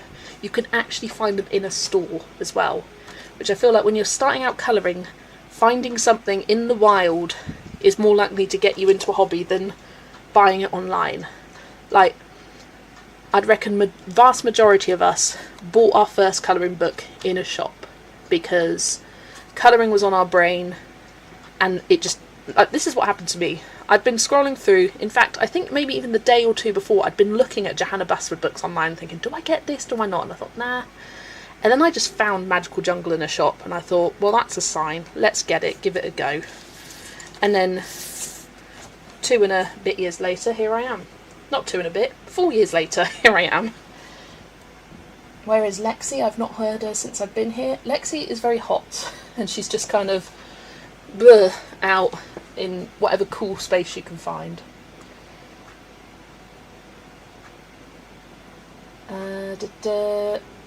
Fun fact, I met Barbara Walters. We both worked at a women's shelter special dog. Oh, interesting. I often have a vision for particular parts of a page, but often not all. That's fair. And same for me, actually. I like collecting books from my favourite illustrators. Oh yeah, me too. But I think when I'm first starting out, I want to get a bunch of different artists to see which are my favourites, and then collect them once I've got a few different artists. And we would be like, who's that mad woman waving at us? She's not an adult, she isn't part of this community. Oh, another Dutchie. Hi Nora. Johanna Basford also has drawing books besides colouring books, also that. Michelle's first was Mini Marotta. That was my second or third, I think, because it was another that I found in a shop and thought, oh, let's try this, and then I never tried it, and I was never interested in colouring it. You need many, many, many more than 15 flower colouring books. I mean, true, Erica, I have got a lot of floral books. It's one of my favourite themes. I like flowers. Why did I just think of Defying Gravity? It's a me! Literally. Every time I go, it's me. I'm like, it's me! I started with Enchanted Forest, and I didn't touch a colouring book for years after that because I didn't like it. I now own Inklings, and I do very much enjoy that one. I think Inklings, Small Victories, perfect for beginners. I would have coloured the shit out of that book if it existed when I first started colouring. I probably would have been close to completing it, because I did, I want to say about 20 pages in Worlds of Wonder.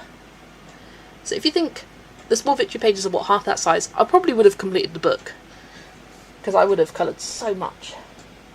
Midnight Masquerade was your first purchased? Ooh, interesting. What was the first bee I coloured? I have no idea. Welcome back, Amy. Thank you, thank you. Had to kind of decipher what was sky and what's some weird lines.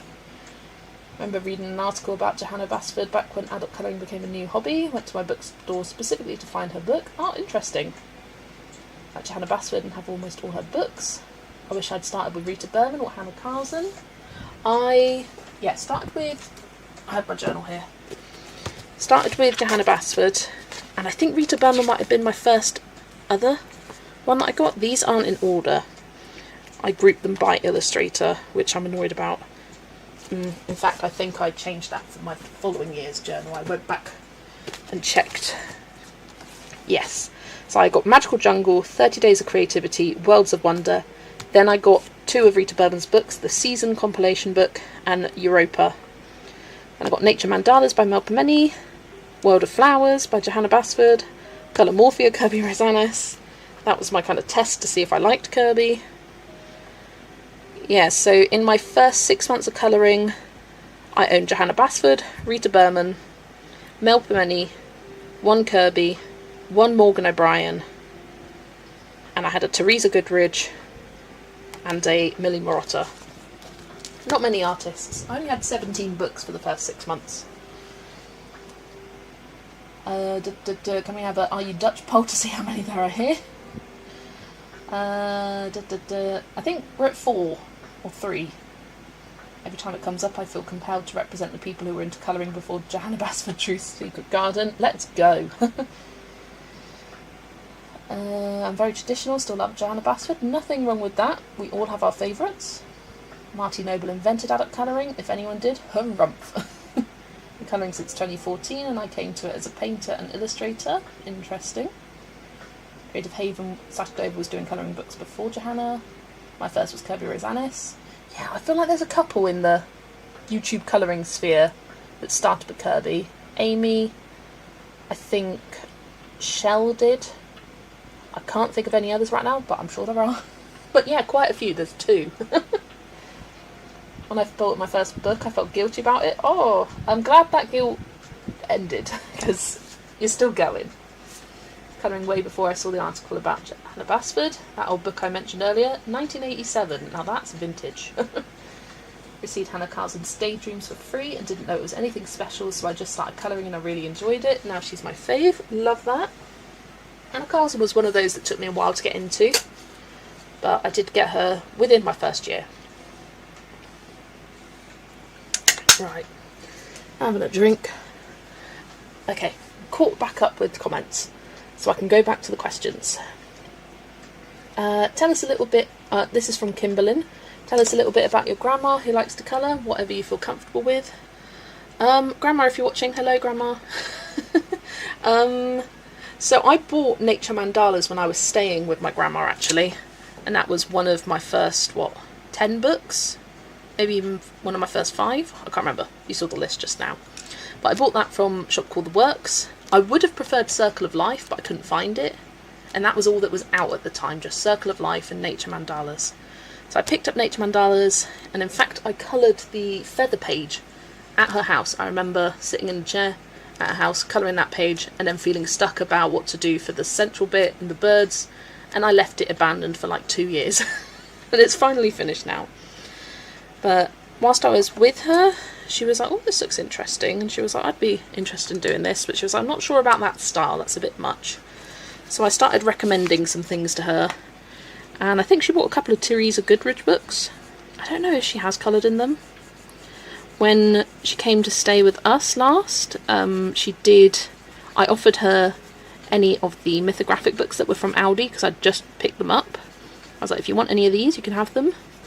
And she picked Fairy Folklore. She was like, I like this one best. And coloured a page. She started testing out some acrylic paint pens and alcohol markers. She really likes the, watercolour brush pens that are like super juicy. She likes those, but struggles to use them in books because of the paper. She prefers using it on like actual art. She does different like art classes and things like that. She's got a lot of hobbies, that woman.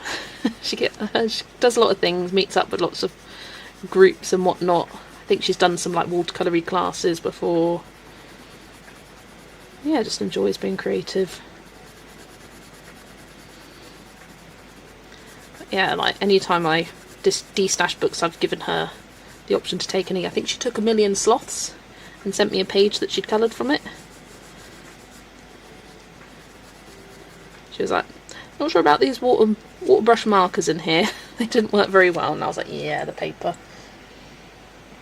My daughter bought me mine, trying to find a hobby I could do laid in bed. That's good, yeah. Also, do you have a name that's faster to type than Colourful Colourist?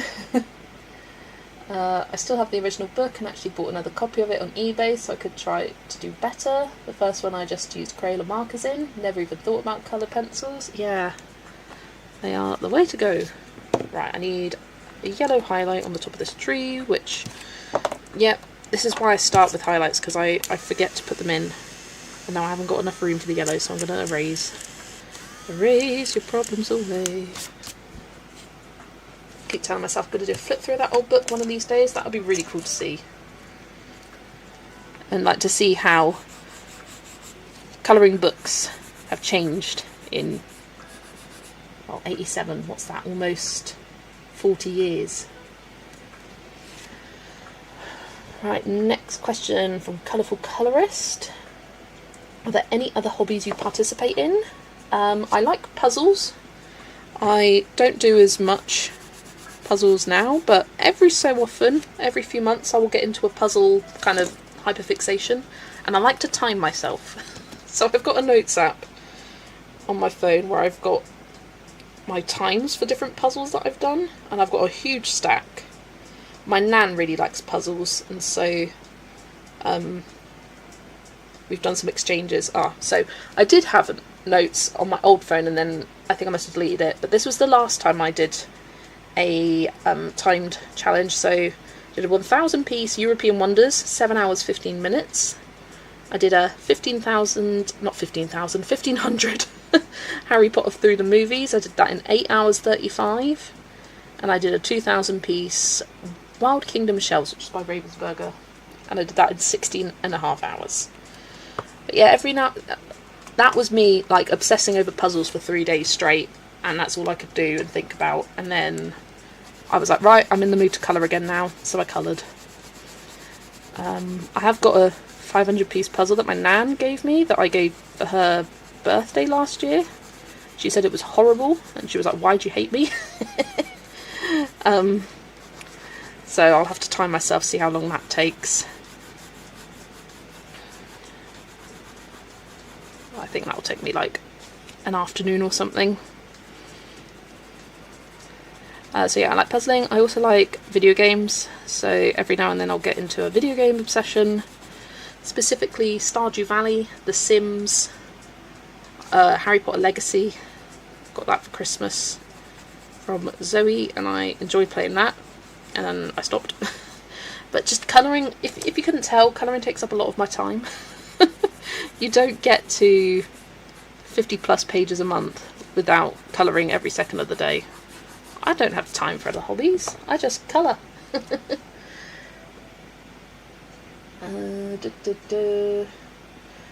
Dover and Bellerophon were doing colouring books through the 1980s. I've never heard of that, Bellerophon. I'm not sure how to pronounce it. Lots of mandala and pattern books. Yeah. That would be really cool. A video or stream dedicated to these older ones. Yeah, do it, Chris. Show us these vintage colouring books. I'd be interested to see.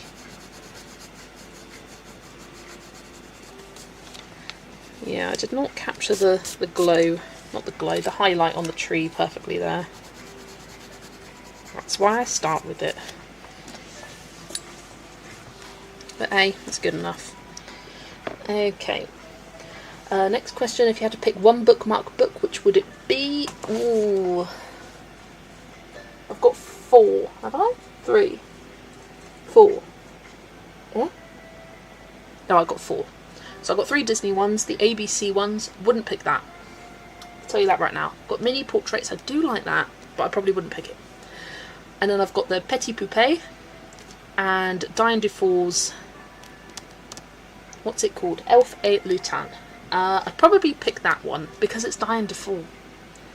But if I had to pick a Disney one, it would be the Petit Poupée one. Let me show you them. Everything is always within arm's reach. So these are the Disney ones. I'd pick Petit Poupée, which is like the little doll style. I just think it's too cute. ABC is not my favourite. I don't regret getting it, but I got it because it was unavailable for a while and then it became available, so I snapped it up. And I don't like it as much as I thought I would. Mini portraits is fun. Lots of different characters in that one. Got these sat on top to colour eventually. And then, yeah, this is the one I would pick. It's the Diane Dufour one, Elf et Lutin. I think you can get this on Amazon UK. I'd love to see a full book on like elfy creatures, like full-size book by her on this theme subject, because it's very cute. Wouldn't it be fun to have a colouring book that winds its way around the colourist? They choose who to send it on to and they complete a page until it's complete. Oh, who did I see that is doing that? There have been a few. I think I saw there was one, it was Meine Reise durch Europa that went throughout Europe. Or was it throughout Italy or some country in Europe? There's one of that. And at the moment, I think it's a cute and cozy book. I saw it on, I literally just watched her completed pages video. Romanese, Falling for Hugh. And that is Falling, the number 4, Hugh, H-U-E. She did a page for this travelling colouring book. But I think it would be fun to organise, it would be. I don't know what I would do. Something small and compact. Not too expensive to post around. But that would be fun.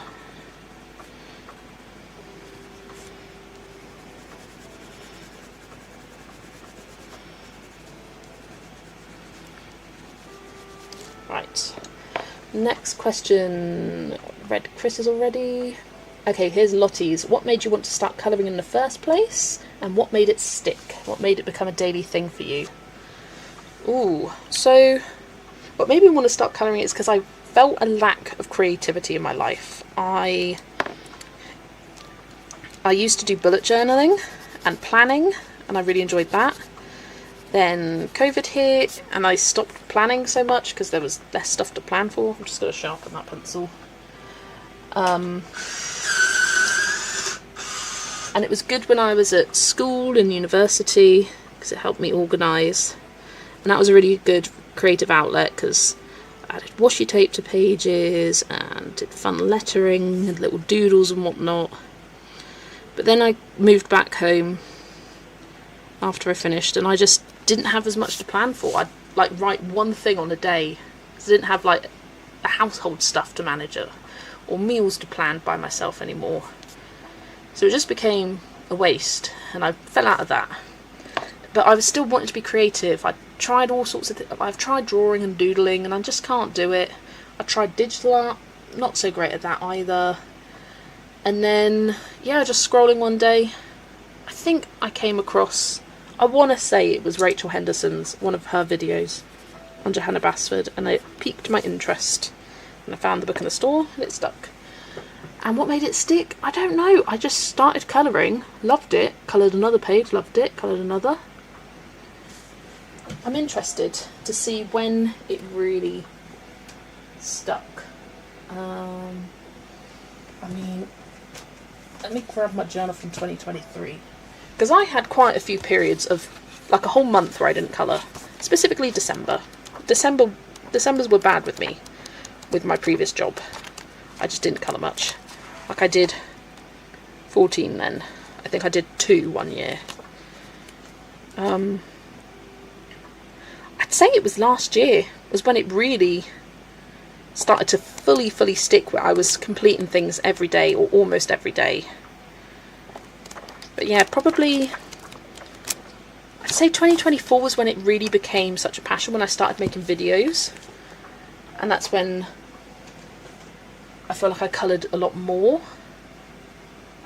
But yeah, it's hard to pinpoint though. Like especially like what made it become a daily thing for you. The whole streak started this year making this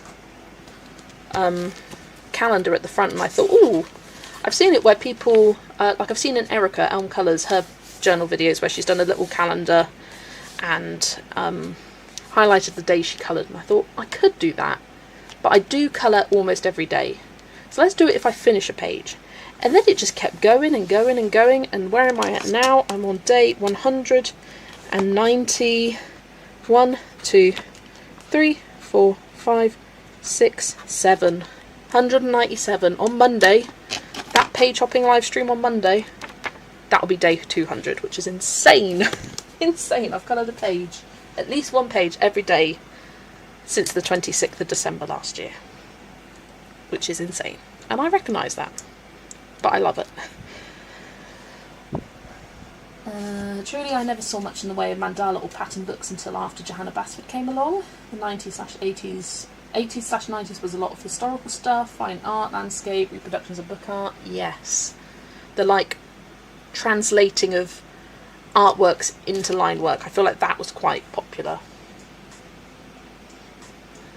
Okay, next question. If I were to make a colouring book, what theme would you go for? Probably something seasonal. I always love a seasonal theme.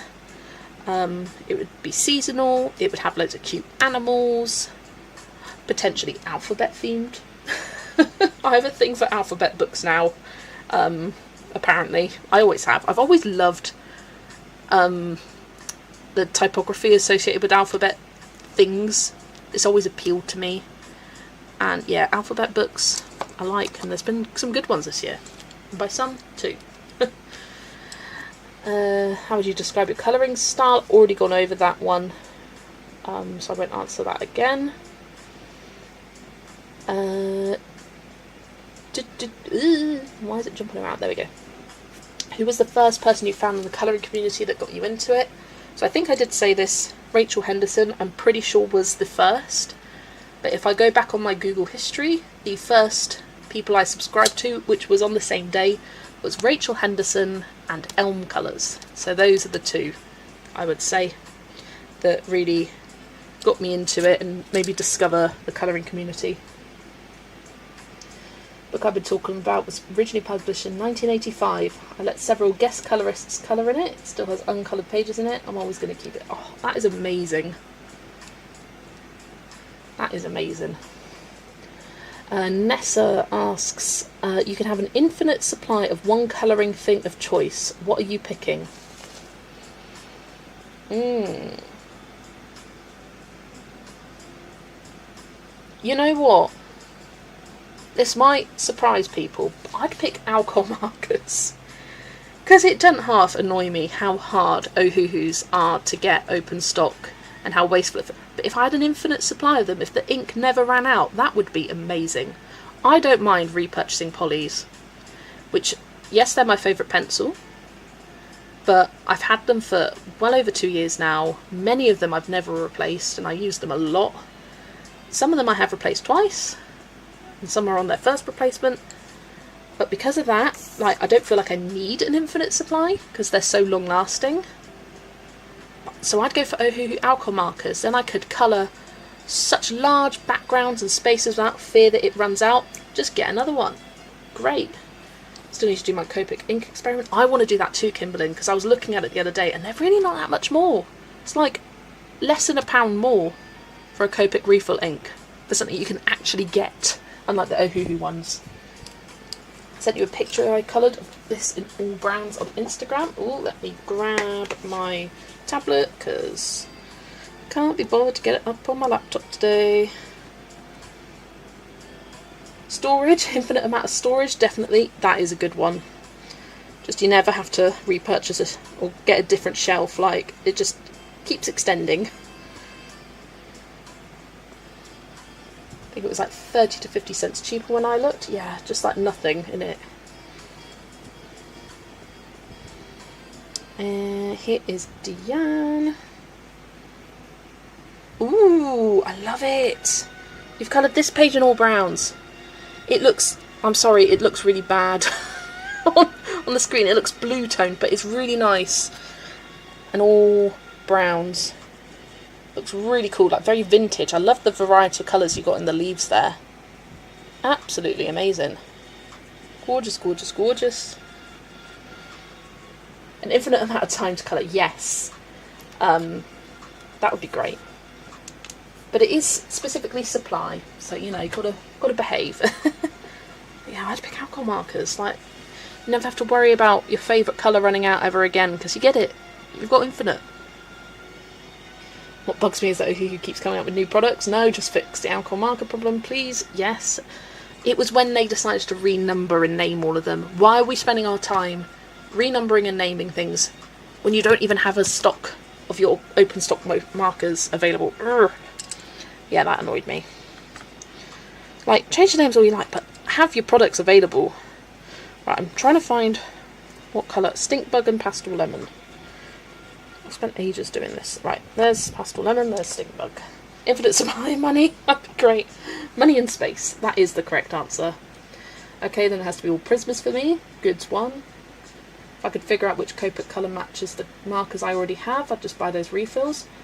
You can search it online. The alcohol marker problem Kimberlyn's referring to is how the open stock markers for Ohuhu will exist, but whether they're in stock is another thing coming. And they'll have refills, ink refills, and half of them are out of stock. So what's the point of having them? And it's not like it's been out of stock for a month or two, it's been months with them never returning. So that's the alcohol marker problem. Yeah, I do want to do a little sand mound. Right, next one. Do you have any long-term goals for your YouTube channel? No, I do not. I've never been one to set a subscriber goal. Like, I'm just thankful for every subscriber I have. Genuinely, does not matter to me. What I care more about than subscribers, likes, anything, is comments and engagement. That's why at the end of almost every video I ask a question, because I like engaging in the comment section. That's my favourite part of it. I appreciate if people like. I never ask for it. I never ask for people to subscribe. You do you. If you want to subscribe, you'll subscribe. If you don't want to, I ain't asking you to. I've always had the philosophy when making YouTube videos, create the videos I would want to consume. So pretty much every video I make is something that I'd be interested in watching, like series and collections, and like new ideas of like things that I've wanted to watch myself or would enjoy watching other people's versions myself. So yeah, I'm not one to set goals for YouTube. I think at one point I set a goal for like uploading twice a week. I do that most weeks. I tend to upload every 2 to 3 days. I mean, this last week I did have some daily uploads for the last 3 days, just because it's that time of the year where there's a lot going on. And I just wanted to get it all out. Like with my haul, I wanted to get that out early because I had a discount code. It's only valid to the end of the month, so I was like, get that out soon. But then I also had the mid-year freakout tag. I wanted to get that out. July plans, want to prioritise that. So I was like, right, let's just do daily uploads for 3 days, whatever. But yeah, I'm at that stage where I've got so many video ideas and inspiration. Yeah, and other than like videos I want to make, which is a never-ending list, I don't really have any other goals, I'll be honest. Your YouTube philosophy is the same as mine, I think. Good. I like the number system. I think it was an improvement and I have no beef with that at all. It's just a lack of supply. Oh yeah, I don't have beef with the new number. Like it made sense. It made more sense. I just have beef with the fact that they didn't make sure and prioritise something else. Regular US one is always out of stock, yeah. I went through all my hoo-hoos and stuck little circle things on ends with the new numbers. Giant pain in the bunt. And I don't even really use alcohol markers that often. But I do like the new numbering, couldn't stand the old system. Fair enough. I've got a swatch chart that has the new and old numbers, so that helps. Because I've got my old markers are the old numbers and the newer markers are the new numbers, so I've got a kind of mixture of both. My problem is they don't have water-based ones as much as alcohol ones. Yeah, no. Okay, next question from Colourful Colourist. What is my favourite Johanna Basford book? Rooms of Wonder. Sorry, I was thinking for a second. Rooms of Wonder. It has been for a little while. I just think it's her most creative book. I think it's Johanna at her best, because it's not all just like, you've got the floor pages in there, don't get me wrong. She's never going to stop that, and I wouldn't expect her to stop that. But the ideas, I think of the origami room, like what a niche but creative idea. Like, it's not even that crazy of a creative idea, but it's just something so different that you can't find an origami room in many other books.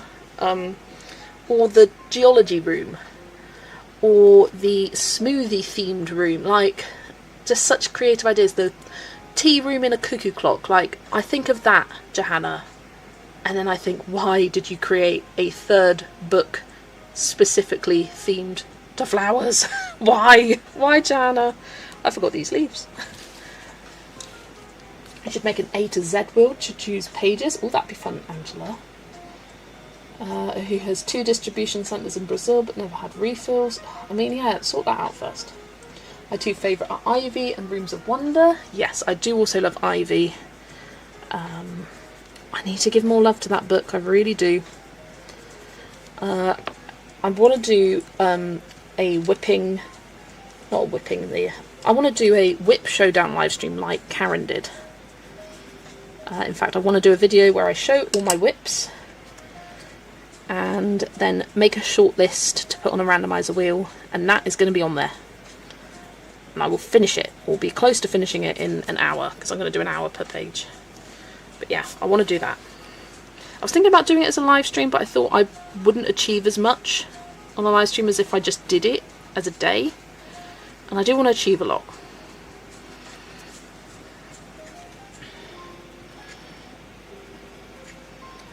I also quite like Magical Worlds. My issue with Magical Worlds is there's some really nice creative pages in there, but there are some which are been there, done that, like reused it seems. And a lot of Small Victory pages in there. It was the book to release after Small Victories, and I just felt like a lot of the pages were ones from the cutting room floor for Small Victories that she didn't have time for. That's the impression I got, and that frustrated me. But then the more I've sort of flipped through it, the more I see coloured of it, the more I appreciate it. The only thing I like from Johanna Basford are her borders, fair enough. I would buy Rooms of Wonder 2.0 she made a second version, and Worlds of Wonder. I think that's also a really creative one, with some really fun ideas in there. I like Magical Worlds, Worlds of Wonder and Rooms of Wonder because it has variety. Yes, I like the variety. I really hope that I love Wild Things. I hope that it's not just one animal on a page, one animal on a page, one floral animal on a page, one animal flower on a page. That is my fear with that book. But I am happy to be surprised. I was surprised with Inklings, I will say. I thought it was going to be very repetitive, like Small Victories, but there were some really cool, fun ideas in that. I really loved like the market stalls. I love that breakfast item page.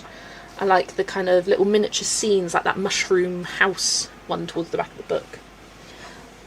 Good evening, Amy. Welcome. The only flower book I need of hers is Ivy and Inky Butterfly. Enough flowers for me, for sure, for sure. I think as a concept, World of Flowers was more original. I think the drawing style in Wonderful Wildflowers is objectively better because it's later, more refined and improved. But I think there's more interesting ideas in World of Flowers, like you've got shelves and trucks and potion bottles and different objects that aren't just flowers, whereas Wonderful Wildflowers is just flowers with some floral animals, which I do like those pages, but too many are the same. I said ages ago I missed this section of the background and I never went back and did it. Oh, favourite flower book that is not Johanna. You know what, my favourite flower book to begin with isn't Johanna.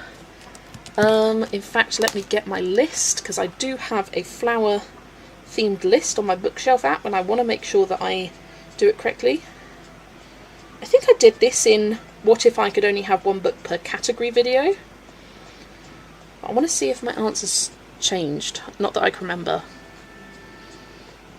So my options here, and these are books on this list, are ones that are specifically floral themed books. Like, it's not just books that have a lot of flowers in, they are floral themed books.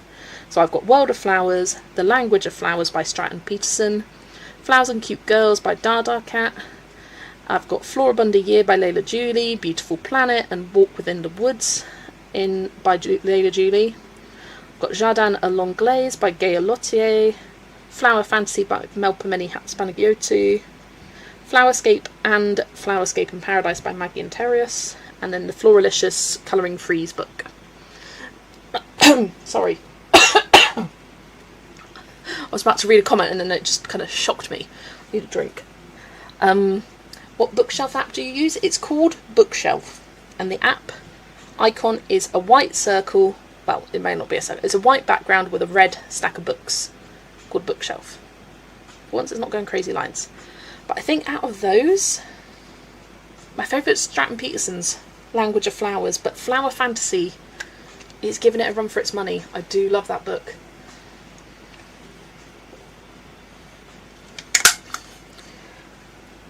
So yeah, probably those two. I'm giving two answers because why not? What is the one book you are now desperate to get but it's out of print? I don't have any more. That's from Michelle. I don't have any more. I had that book and I am now so happy to say that I own it in my collection thanks to Amy and Amanda. That's Colour Me Amy and Colour Me Tartan. I own my absolute holy grail book. Before that it was the Thomas Atomic ones. I got those. There's nothing else that's out of print that I don't already own. I'm quite lucky to say that. There's one which is hard to find in the UK, but you still can most definitely buy it quite easily, and that's Party by Hannah Carlson. And in fact, last night I was this close to buying it, but then I was like, nah. Because my options are getting it from Abe Books, which ships from the UK, and that's £14, or getting it from Australia from... Oh, what's the website called? What's the website called? It's like a cheapo book site. I was looking at it the other day. That other day was yesterday. It's disappeared. Hannah Carlson. Fish Pond is what it's called. We tried that bookshelf app, but I got to pay, converting to pounds, £83. What?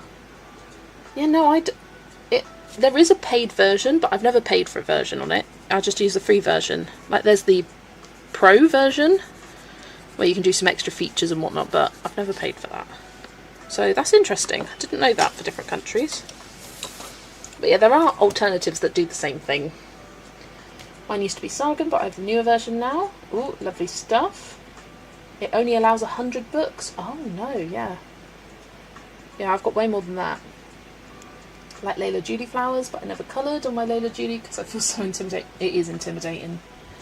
I really like Maggie and Terrius's florals. I think they're beautiful, but not quite so intimidating. Oh, that is so weird. So only 100 free if you're, what, outside the UK? Because I've definitely got well over 100. And I haven't paid for it. So I don't know what's going on there. Okay, Vera, if you would go on a weekend trip, let's say to London, and how many, what books would you bring? Asking for a friend. No one in particular at all. And it really is a hypothetical trip. I don't think I'll ever actually do that. I'm joking, because we are going to London for a weekend trip. How many and what books would I bring? I don't know. I definitely would have to bring some, because come on, it's us. We could do it in our hotel room. That'd be so fun. You just asked me what am I going to bring, and I don't know. I don't know if I'd bring Small Victories. I mean, that would be a good option because I just have that small pencil case as well. So maybe Small Victories. That's a potential. And I'm thinking something that's small and a good portable, like a Rita Berman would be really good actually. Or a Lulu Mayo. Ooh.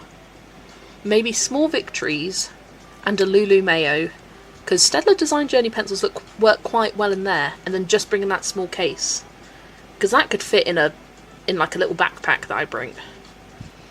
And I wouldn't have to worry about getting out of my case. So maybe that. I will be taking the train, yes. Yes. Also, is colouring in a pub frowned upon? I don't know if it's frowned upon. I think you'd get some strange looks, and depends what pub you're at. You may not want to put anything precious on the tables because they can be and sticky.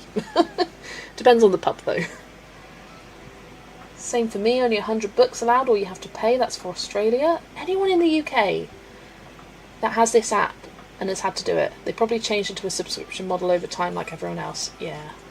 I mean, I didn't pay anything for the app ever, so I don't know what's going on there. That's interesting to know. Oh, Jeanette Colours in Pubs. Had it for quite a while, maybe about half a year. For Bookshelf. Maybe it's something newly implemented for new users. I downloaded the app 10 days ago. Could be. Could be. But yeah, fun question, Vera. And I'm sure I'll do a little showcase of what I do plan on bringing. I have Bookshelf, live in the States. For me it costs $2.99 a month or $19.99 a year. I have to say, I hate apps with monthly subscriptions. Just let me pay once. Even if it's 50 quid. Let me pay once and be done with it. Why this monthly? It's just to get more money out of you. It's limited to 100 books in the UK too. What is going on with that?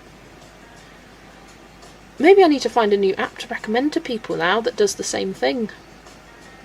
But I'll say that I use Bookshelf, because I ain't changing over now. I'm too far in. But that is strange. £89 is for lifetime use. That is quite a lot for just an app. Yeah, I wouldn't pay that. I want to bring 1 or 2 small books, but also a bigger one, I think. That's a fun idea. Yeah, I don't know. It will depend on what I'm in the mood up for at the time as well. You're probably grandfathered in or something, maybe. If you were to do a colouring book swap, what book would you want to swap for what book you really want? Ooh. I mean, there's nothing I really, really want anymore. Because it was The Day We Finally Meet, and I've got it. Or it was Mythographic Odyssey, and I literally got those on the same day. Like, what a day that was. What a day.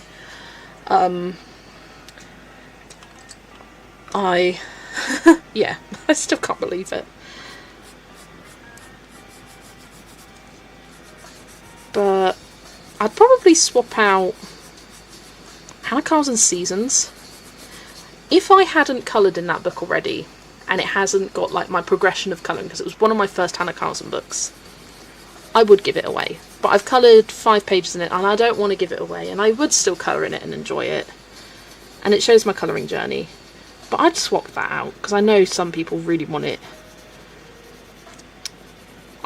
I would have definitely swapped it for that Day We Finally Meet book. But now, there's nothing pre-existing that I particularly want. Not that much anyway. Or if it is, it's something that I can easily get if I really want to. Or decide that I want to. Yeah, we hate subscriptions, but businesses appreciate having predictable revenue and cash streams. Helps with planning and especially meeting payroll. It does make sense. And I do understand it from a business point of view. But as a consumer, too many subscriptions in the world now. I can't be dealing it with a app that stores books digital. Like, no. No, no, no. I did 100 books on the bookshelf app, and then it wouldn't let me add any more. I was so frustrated. Oh my god. Buddy Book Pro, and rescanned everything. Yeah, I had set up a spreadsheet before I found Bookshelf, and spent ages making the spreadsheet, and then found that I never referred to the spreadsheet because you can't view it very easily on your phone, and that's where I was viewing it. So I already had all the information of like what books I had and how many pages I'd coloured in each, so it was quite easy to do it the second time around. But yeah, I can imagine that was a big pain to get to that point, because 100 takes a lot of time. It really does. Did the same thing, started adding them more to realise I had to pay after 100. That is so annoying. I'm going to stop recommending that now.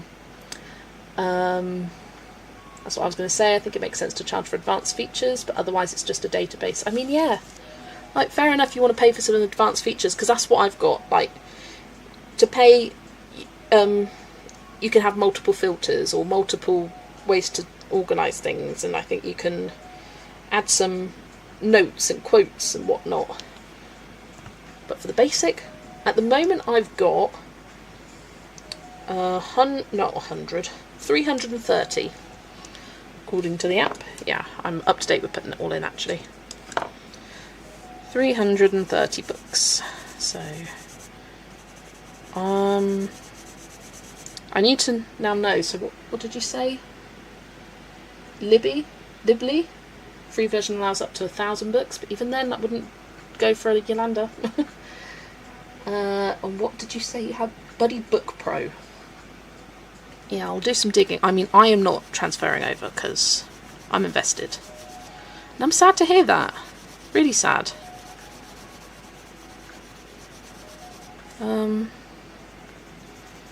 Really frustrating. I'm annoyed for you. Right, next question from Auntie Chris. Is it okay to upload more than one video per day and / or to upload a video on the same day as doing a live stream? So I've done that a couple times in the past where I've uploaded a video on the same day as a live. I don't pay attention to analytics. I just don't. So I don't know if it damages. For me, I would say try not to. But if there's something that you want to get out on a certain day and then there's something else you want to get out, just do it. Like, it's not going to hurt you that much. You're fine. I think I once did 2 book flip throughs on the same day, and that felt okay to me rather than like 2 big videos. Because the flip throughs will generate different audiences slightly. We'll watch one and then you'd see the next one straight after. And I feel like for the book flip throughs, I do want to get them out as soon as I can. like that first impressions. I've just received this book, here it is, let's go. But I don't know, I don't pay attention to the algorithm stuff, so I'm not the best person to ask, but I say do what you want. If you have a video that you really want to put out there and you're also live streaming that day, just put it out. Like, I used to do that a lot more than I do now. I try not to, just to not even for the algorithm, just not to overwhelm people with content is more the idea now. What I was looking for was bulk add through scan or ISBN number and categorise and tag them as I wanted. Let's face it, Leonardo's not tracking that many books on an app. Yeah, she's got the mother of all spreadsheets. Library thing is a good one for people that prefer to use it on a computer. Library thing is excellent, there we go. So I guess when Bookshelf decides to not allow you to add another book, you're not buying any more books. Well, if that happens, I'm continuing the search. I'll be like, right, what can I add? I need to read the update log. I'm going to do that after stream today, I think. What's the time? 10 to 10, not too bad. Right, next question from Ali. How do you feel about using AI for YouTube related things? Descriptions, titles, thumbnails, etc. That's the best. She's got a picture of a bowl with a spoon in it. The best emoji I can think for stirring of the pot. First off, your choice to use AI in content that you make is your choice. I respect it. I couldn't care less what you choose to do. It's your choice. I'm not going to attack people for making a choice. For me, and this is, like, if you are out there and you use AI to generate thumbnails, this is not an attack on you. I personally am bored. I find a lot of them look, not all of them look the same, but a lot of them look the same. And I like to see a thumbnail and think, okay, this represents that person. This is my opinion. And I think the same with small business branding. Like an independent baker opened up in my town recently, and she's got AI branding, and it just looks so samey. Specifically, what I dislike, it's the AI-ification of your face. Like, where it's slightly tweaked, where it is kind of you, but it's not. I don't like that. That's just me. But at the end of the day, I have no problem with AI, as long as you're not using it to make a profit, because that's not your work. You don't deserve it. If you're doing it to make a thumbnail because you want it to look a certain way, you don't have the time, the energy, the skills to make your own, go ahead, you do it. I'm not going to attack you, and it doesn't influence me.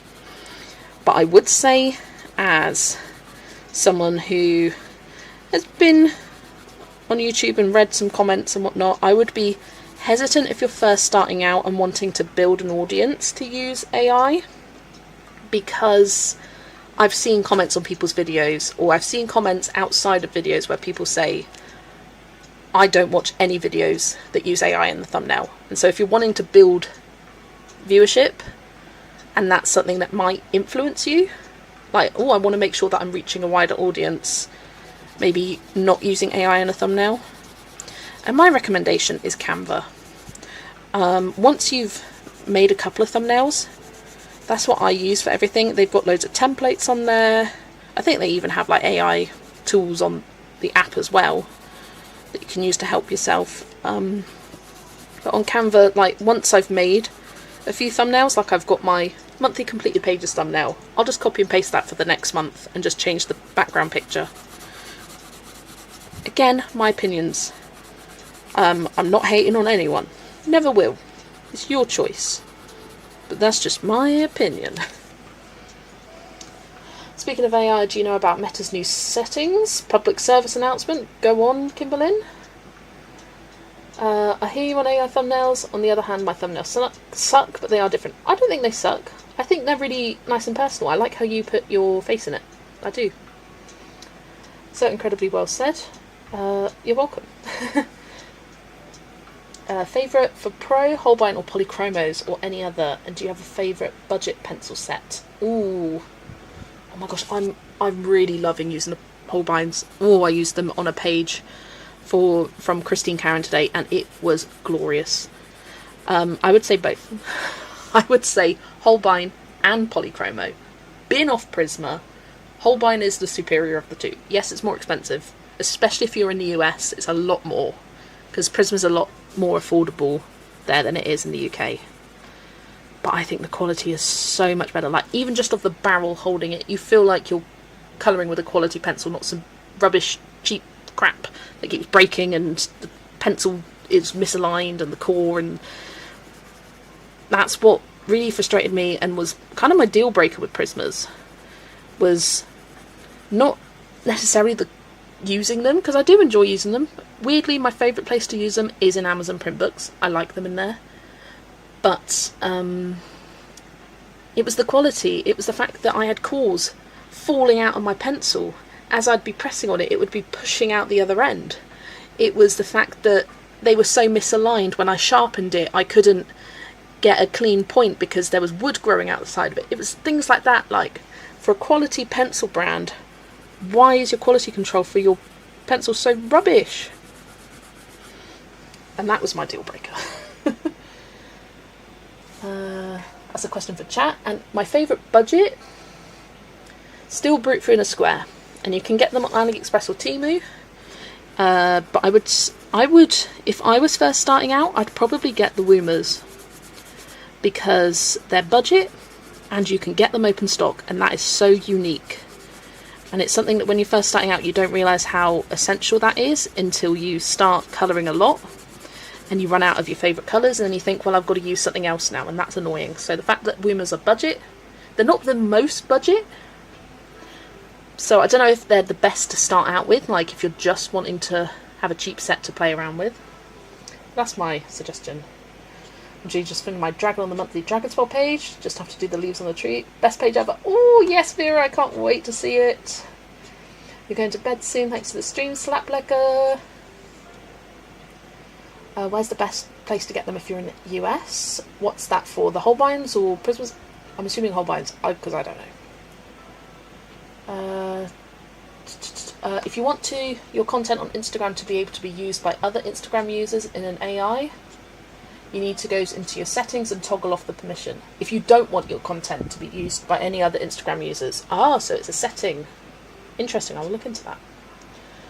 Holbeins for skin are amazing, they really are. I need to work out like what combos I like. Once I've done that, it was so smooth. Hiya Emma, welcome. If it's Meta, then I guess it's for Facebook as well, probably. Difference is most people have their Facebook more private, and Instagram, a lot of us have public accounts, definitely. To me, it seems AI to replace creativity, AI colouring books, and to enable creativity, human scripted talking dogs. I'm totally cool with the talking dogs. Yeah, I mean, I completely agree, and I've said that. AI is a tool, like, using the internet is a tool, and people didn't like that beforehand. Like, with the creation of the internet, encyclopedias have gone dead. With the creation of AI, the internet and Googling things is becoming dead. Like, it is something new. It's a tool, and you can use it in a good way or a bad way. AI to replace creativity and to replace creatives' work, I do not like and I do not agree with. But using it to inspire creativity, so to make colour palettes or to create colour mock-ups, I'm cool with that. What about Holbeins versus Chroma Flows? Holbeins, 100%. I was chatting with Amanda at Colour Me Tartan when I got my Holbeins, and she said when she used Holbeins for the first time, she said it's what she expected Prismas to feel like, and I couldn't agree more. Like, they just lay down so smoothly. They are creamy, they are buttery, they just blend effortlessly together, whereas I just didn't find that with Prismas. Holbeins are what I expected Prismas to be. They are the magic I was expecting and what everyone had talked about. Holbein, the best to get in the US is eBay. There you go. Does anyone here have Sue colours? I have them and like them. Sue colours is the same as Brute Through in a Round Barrel and Claw. I can't think of anyone that uses Sue colours. I'm scared to use my Holbeins. No, Ali, you bought them, you want to use them. Or, I mean, if you bought them to look at them, then fair play. Like, you do you. But why did you buy them? To use them. I'm personally hesitant to use them in my Amazon print books. I just feel like with something like that, they are a bit more special. They are the most premium of all the pencils in my collection, and I'm not sure if I want to use them in Amazon, but anything else, I'm doing it. I want to test them all around. I think it's very interesting that Cider Mill Press has started to put statements on their copyright pages forbidding the upload of pages into AI. Interesting. It must have happened then to them for them to say that, I reckon. Okay, I think it's time to do some sand. What was I using for sand? Stinkbug and pastel lemon. Where's my swatch? Yeah. It's in Colour Me Easter. Oh, I didn't see that. I have Sue colour. They are good. Ali, use them. They are lovely. Do you have swatch deck cards for whole vines? And she does. There we go. Or mermaids, or maybe unicorns. One of them. Okay. I'm so disappointed in Cider Mill Press. Priss? I've gone New Zealand. Cider Mill Press. Press. It's because Ali's speaking. I got Colour Me Capybaras and the paper is an off grey and like scrapbook paper. Oh my gosh. I've not heard of that. For me, Cider Mill Press paper is like the step above Amazon print. It's slightly smoother. You still get the bleed over on the lines. I haven't used pencils in them, so I can't comment on that. But it's like the slightest upgrade. Right, let's get back to my questions. I'm almost at the end of them. I've got 2 more. Lottie asks, what do you think you would do with your spare time if you suddenly got bored of colouring and you didn't want to do it anymore? Would you sell your books, hypothetically? I would be very hesitant. I think I would have had to have not coloured for at least a year, maybe even 2 or 3 to sell them, because I struggle to let things go for almost everything. And I have got so much junk in this room that is so old and I have no intention of ever using again, but I just don't want to let it go. I have a real struggle with that. And yeah, it's a hypothetical, but I mean, I would. And if I did, it would be a post on YouTube. Here's everything. I'm destashing. Let me know what you want. You can take it. I would not be selling things for hundreds of pounds. That would never be me. If it is, just know that I've been kidnapped and someone's taken over my identity, because I could never do that. The most I would charge for a book is maybe 10 quid, maybe 20 for one of those really, like Thomas Lav, or I don't know.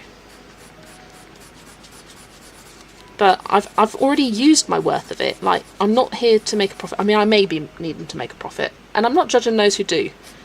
Like, if they've got some sort of unexpected debts or whatever to pay, I'm not gonna attack you for that. That's your choice. But just for me, I wouldn't do it. But yeah, I would have to have not coloured for a long time. Long time. Because books don't go off. They can sit there forever. I've seen it the other side. I've seen Amanda at Colour Me Tartan, and I've seen her pain of getting rid of these books that you cannot find anymore. And I just know that if that was me, I would be so hesitant to get rid of things. My copy is awful. Oh, all they say is return to Amazon, but that doesn't help me get a good copy. I'm in New Zealand and ordered from Amazon Australia. Oh.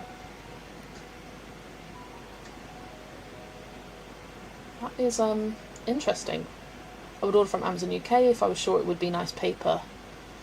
I don't have that one specifically, but I have the Colour Me Christmas and Easter, and they're not grey and they're not newspapery. It's nice and smooth. So I describe it, very smooth paper, smooth but thin. Right, I've got one final question here from Auntie Chris. Have you ever received Amazon printed colouring books you've never heard of with no indication of who'd sent them? And if so, did you ever find out where they'd come from?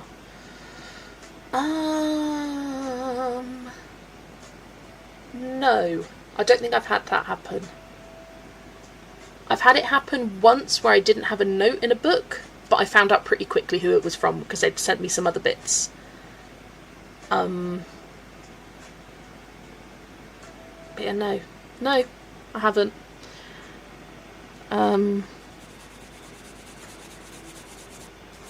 yeah, I've had one anonymous gifter, but I've known who they are. They just want to be anonymous online, which I respect. And I always ask people when they give me stuff like, am I okay to shout you out? Would you rather be anonymous? And I respect it either way. I've kind of been capybaras and it's fine. That happened to me just now and I'm kind of freaking out. Oh my gosh, Chris, that is so exciting. Exciting? I don't know what word that was. Exciting. That was my Southwest coming out. I think it's happened to Jo at Piggy Pens, and she's done a post on YouTube saying, did you send me this? If so, thank you. Can you tell me who you are so I can thank you directly? And that's what she did to find out. I'm pretty sure. And whether she did or didn't is another thing. Hello, Adri. Welcome, welcome. It's a bit of a celebratory stream today, as tomorrow, the 11th of July, marks exactly 1 year since I did my first live stream. In fact, today is probably the 1 year mark because it was on a Friday. So today is 1 year. But in terms of like 365 days, it's tomorrow. So yeah, I've been doing a Q&A today. And I'm trying to decide what I'm doing with this. Right, advice please. This bumpy bit here, do I make that sky and make it some strange cloud? And the same with over here. Should I have made this whole section there sky gradient? Because I can change that bit. And like that's a cloud. These are some wispy bits. I'm going to white out these black lines. Sky. We've got a vote for sky. Because my other thought was doing it like a mound, like a grass mound. But then you've got this weird like wiggly bit that goes off down there. It doesn't like mound again. It's weird.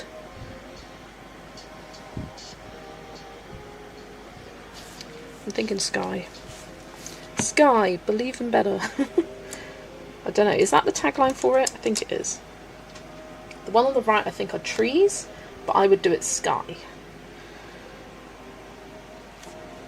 Yeah, and it'd be nice to have a bit more sky.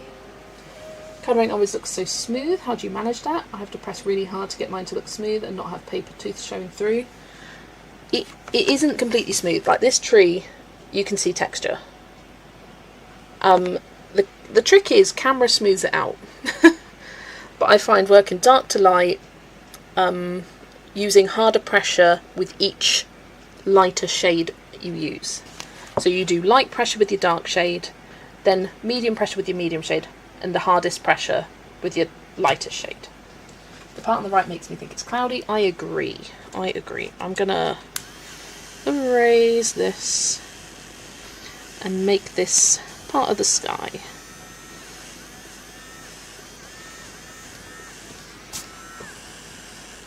There we go. Which I'm not mad at because the sky's more interesting than sand. Let's grab egg yolk. Yeah, I think people don't understand how much the camera smooths things out. Because I may look at something and be like, oh, this doesn't look good, and then I make some tweaks and I look on the camera and it looks the exact same. Camera has smoothing abilities. The camera lies. But yeah, any more questions, feel free to pop them either in the Q&A bit or in the chat. As I will probably do the rest of this sandy part. And maybe even that grass bit, I don't know. That might be a bit much though. But I'm going to leave the leopard for Sunday, if I get time on Sunday. Basically, I'm not doing the leopard today.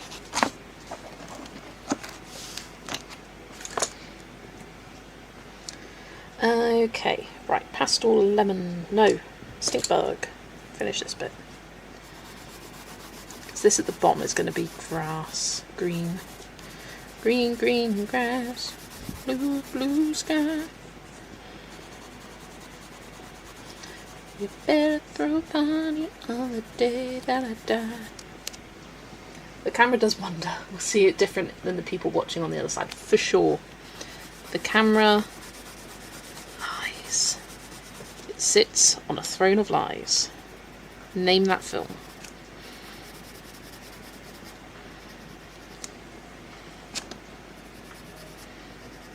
Oh, there's a bit of leaf there. It was good, but way too hot. Definitely feeling that right now, Adri. As we are in heatwave number 3 of the year. So, yesterday I saw a news article that the record for most number of days in a year above 34 degrees C, which in Fahrenheit, I will translate for you, 93 Fahrenheit. So the record for the most number of days above 34 degrees in 1 year was previously 7, and it was broken yesterday with 8, and today is 9. That was a record previously set in 2020 and 1976, I think it was. And so that just goes to show how insane this year has been. It's been insane. And the way they cast a heatwave, I don't know if it's the same for all countries, but for this country it's a period of 5 days where it's been 30 degrees or higher.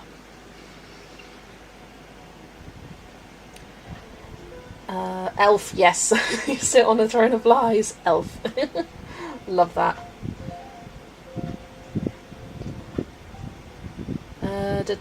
Oh, we've got a couple more questions. Would you ever consider doing a colouring trip to America? Okay, fine, we go to Disneyland too.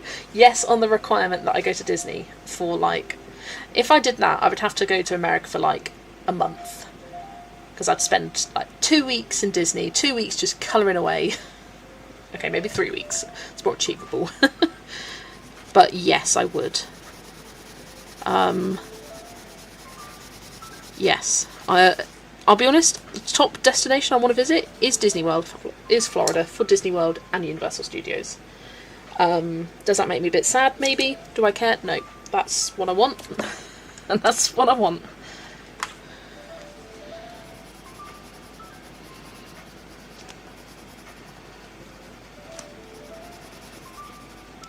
What camera do I use? Do I use specific lighting? So for all my videos that I record and upload pre-recorded, I just use my phone, which is a Google Pixel, I don't know what generation this is.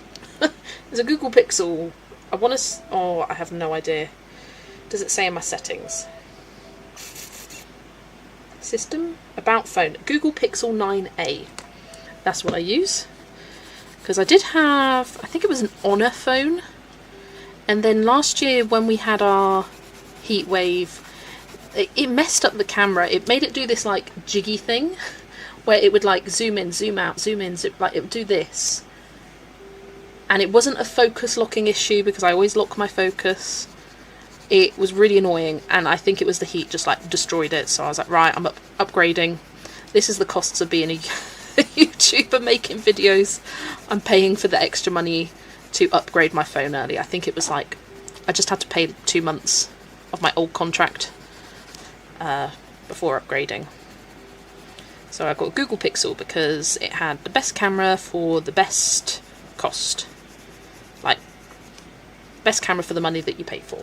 So that's why I got that. Don't go to Florida in summer. No, I would not. I would want to go in probably September because of Halloween and Horror Nights at Universal. I'd want to do that. Although I know that it's horrible also in September, but not as bad. But I'd go September. 2 weeks in Disney, oh goodness. Okay, wait, I can get on board with Universal. Yeah, it would be 2 weeks Disney and Universal. Like maybe 10 days Disney, 4 days Universal, something like that. With maybe some chill days involved. But that's my dream. That's my dream holiday. And then if you ask what country would you want to visit outside of America? Okay, it's also Disney related, but it's Japan. because of Tokyo Disney. But I do really want to see Japan as like a country in itself. I would love that. And then of course you've got Tokyo Disney, which apparently is the best Disney parks in the world, with Tokyo and Tokyo Disney Sea. But that's not the only reason. Tokyo would be my next answer, even if it didn't have a Disney, but it's just a little bonus. Oh yes, sorry, I don't use my phone for streaming, thanks Lucy. I use a webcam. This is a webcam because, woohoo, there's my phone. This is a U-Green webcam, the basic version, not the 4K. I think it cost me, it was either £17 or £18.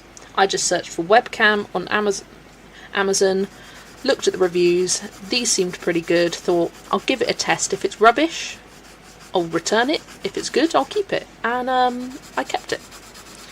You can't zoom in or anything with it, like you just plug it in, away you go. But it does the job, the quality is good, it makes me look really pale. I mean, I am really pale, but this camera makes me look paler than my phone, I think. That was the first thing I noticed about it. Disneyland Anaheim is so much better, much easier to navigate between parks. I would also love to go. Okay, number 1, Florida. Number 2, Tokyo Disney. Number 3, Disneyland Anaheim. The original.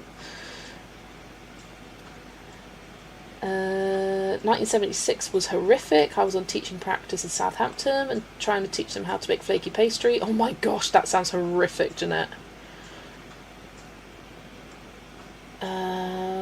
Just changed phones. I had an Honor 8XB and I just got a Xiaomi Redmi Note 15. I used to have a Xiaomi. I haven't used it to record everything, but it's definitely an upgrade. Nice. Yeah, I had an Honor, I don't know what the version was, but I think before the Honor, I had a Xiaomi. I've had all sorts of Android, because I'm a big... I've had an iPhone. I will say I like the UI of an iPhone. Do I like the UI of an iPhone so much more that I'm willing to spend double per month for my monthly contract? No. I got an iPhone in my late teens because I thought it was the cool thing to do. And I got it and it died in less than a day. Like, I'd have to charge it multiple times during the day, and that I didn't like. I know they've improved since then, but for me, the cost of the iPhone does not equal the quality that you get out of it. Whereas with Android, I find you can get really good budget phones for like a quarter of the price of a monthly contract for an iPhone. It's just insane. Like, I would never be the type to spend £60 a month on a phone like that. To me, that is just insane. So whenever I go for an upgrade, I tend to go and be like, what's the best value for money? This is my budget. I'm not prepared to spend more than that. I'm interested in this amount of data. What have you got? And because they're pretty, like the guys in the shop, they know their stuff. I know nothing. So they can recommend, like, this is really good value for money. If I had that budget, I would get this phone, kind of thing. And I trust them, and it's been good. And it's meant that I've tried out a bunch of different phones, which is fun. This is how I feel about Apple in general. Yeah, it's just, you're paying for a brand, and I don't like that. And I feel like, I'm sorry if you're in it, but there's an Apple cult. There really is. People who have Apple products have everything Apple. Like, their life is Apple, and they can't get out of it. They're stuck in a cult. There's an Apple cult, and I mean this very light-heartedly, and I don't mean it at all, but once you're in it, it's like it's hard to get out. I had an Apple phone once, and I was like, this is rubbish. It keeps dying. I don't have storage, this and that, and I was like, let's try something different. Yeah, that's much better. Storing here right now in Florida? Alright. For an American, it's now cheaper to go to Tokyo Disney, including airfare, than either of the American parts. That is insane. Do you use a phone or a computer to format the palettes into 9 per sheet? I use my laptop to do all my printing because that's what's connected to the printer. But Mimi, I will be doing, I'm telling you now, I'm doing that video on Tuesday next week. I'm setting it in stone. I've said it several times now. It is happening. And I have penciled it into my journal. I've got the date set. It's happening. I don't know when I'll film it. Probably Monday. Yep, and the Apple gone proudly. I have multiple family members working for Apple and Amazon, hence my loyalties. Oh, so Erica legally can't say a bad thing about Apple and Amazon then. Otherwise, the families might lose their jobs. I'm joking. My friend was asking if there's a way to tell how many pages total the Master Colour Palette library is, if you want to print them all out with 6 to a sheet. I have no idea. Any ideas? So when you're in the printer settings, and you go pages per sheet, it will then reformat, so it will show you what they look like on the pages per sheet, and it will say at the top, like, 1 out of how many sheets. That's how you know. You've got to click the option, don't press print yet, and then it will, like, reformat it. At least that's how it works for me. Android can be very good. I will never get another iPhone, and I always had an iPhone from the iPhone 4 to 15 Pro. Wow. That must have taken a lot for you to get out of that. I find it odd when people say that because Samsung and Apple here cost the exact same on the same monthly. I find it odd when people say that because Samsung and Apple here cost the exact same on the same monthly plans. Oh no. Samsung is quite expensive for like the S series. I had an A150 or something like that. That's much cheaper, but the S series is quite expensive. But not quite as expensive as Apple. A little bit less. Don't care if they prefer the Apple, it's the stupid superiority smugness that some Apple users have that I hate. Kimberlin? Yes. Completely agree. Like, they just think that Apple is the only thing worth having, the only good product out, when it's not true. Other things exist. In fact, Apple tend to be behind with the technology upgrades, and other phones have had better cameras or better UI for years beforehand. But because Apple do it, it's the new big thing. It was my sister. Now I can feel happy instead of afraid that some rando has my address. There we go. All good. Oh, do you not have like a wish list out there? Yeah, that is quite scary actually. I thought you meant someone had sent something from your wish list and hadn't put a little gift sort of saying who it's from. Nah. Google Pixel. Oppo doesn't exist here. I don't have Oppo. Or I've heard of Oppo, but I don't know of it. Someone bought you a book through a wish list, they won't see your address anyway. Yeah. I almost got an Oppo, but decided on Xiaomi instead. Ali, you would use 44 sheets. I just printed them 6 to a sheet. There you go, that's how you find out. You ask Kimberlyn, because she has the answers. Disney Parks America has realised they can get far more revenue charging insane prices to the limited number of ultra-rich than charge decent prices to a wide number of people. Japan, not yet. Yeah, it is disgusting, the price increases that they've done. It really is. It's, whereas it used to be a place where families would go on a holiday there multiple times a year, it's now, or once a year, every year, it's now becoming that once in a lifetime holiday.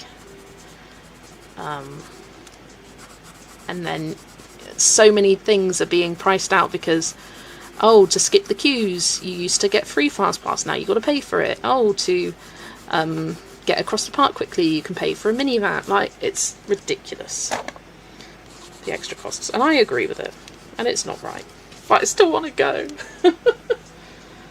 All phones nowadays hit this threshold that every camera is decent, every UI is usable. Absolutely. When I arrived in Colombia, I got out of the Apple ecosystem. You joined a different ecosystem. I do have a wish list, but I only share it if someone asks for it. These were not on my wish list. And also, if you have a wish list that you've shared with someone, Chris, someone can add an item from your wish list to your cart, add something different and delete that original one, and it will still deliver to your address without them knowing. Just so you know. That's a thing that people can do. So upsetting to me that so many families can't afford to go to Disney anymore. Yeah.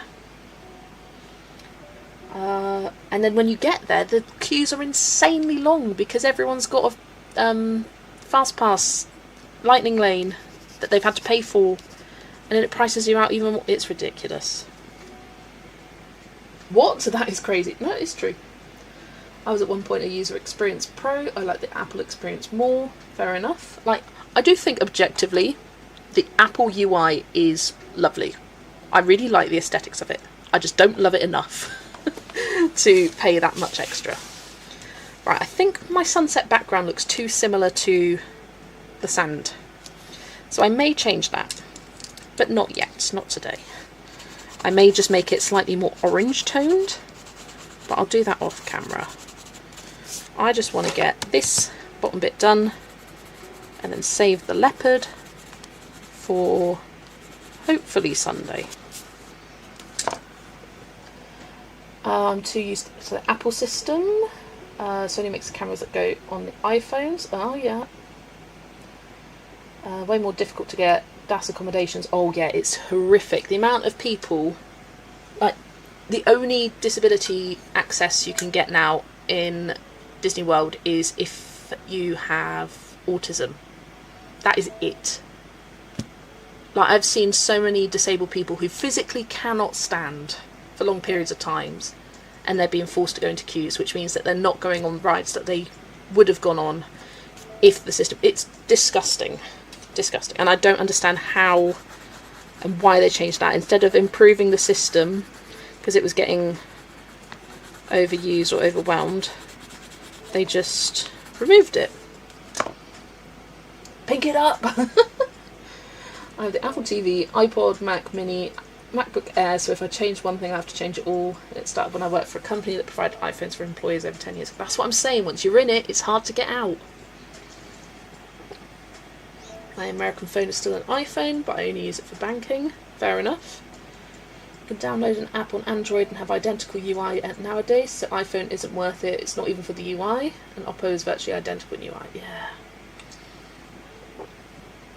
Everything you can customise within an inch of its life nowadays as well. Like, you can create your own fancy UI. Sounds like a lawsuit to me. Well, not yet. Right, I need to sharpen that one.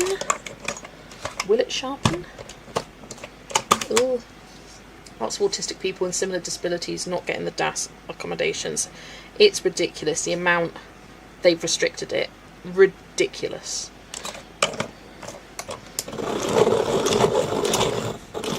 And, like, yes, I think some people did abuse the system that didn't necessarily need to use it, but have tighter application processes, have more proof that's needed, be able to see the person in real life and see, okay, they can't stand for more than 5 minutes.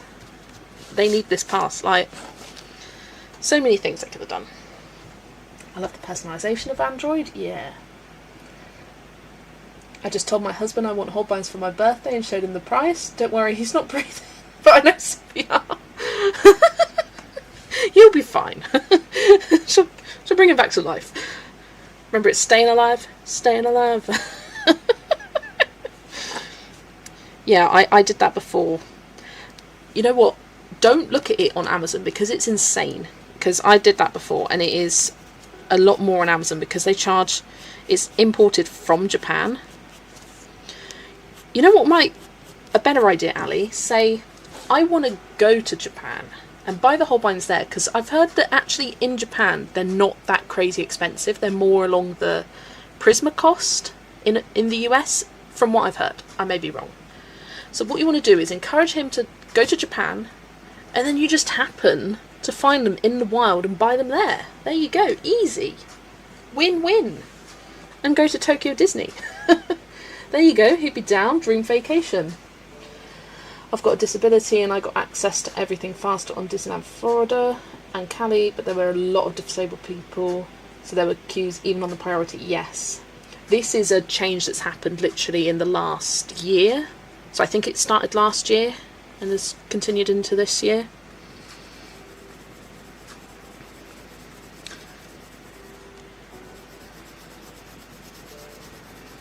But yeah, they've basically taken it away from majority unless you've got autism, I think. Or, I don't know about people in wheelchairs maybe as well. I don't know the full details of it, but it's severely restricted.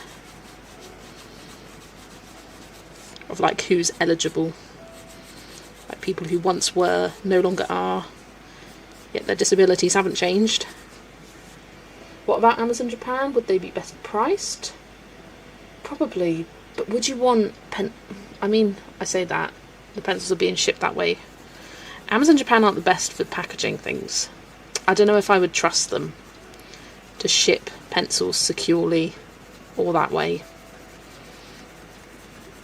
But it might be cheaper. It's an interesting thought. Holbein costs the same as Japan as the Holbeins cost in Europe. No, other way around. Holbeins cost the same in Japan as the polychromos cost in Europe. There you go. And buy all the Japanese books, yeah! And not have to worry about factoring the cost of shipping, because they're so cheap on their own. They're like £6 or £7 each. Right, I'm going to go on Amazon.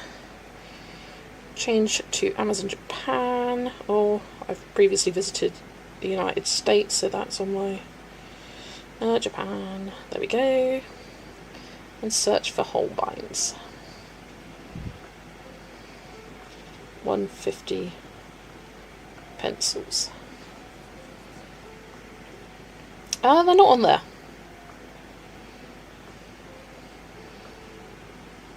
Oh, they are.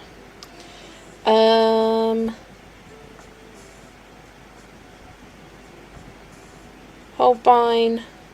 It's got one option from £155, so yes, so much cheaper than if I look on Amazon UK.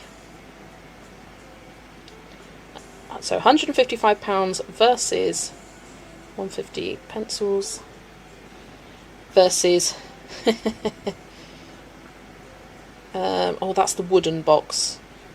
I don't want to look at that. I want the 150 normal box, please. Well, all they've got is a wooden box, which is a mere £470.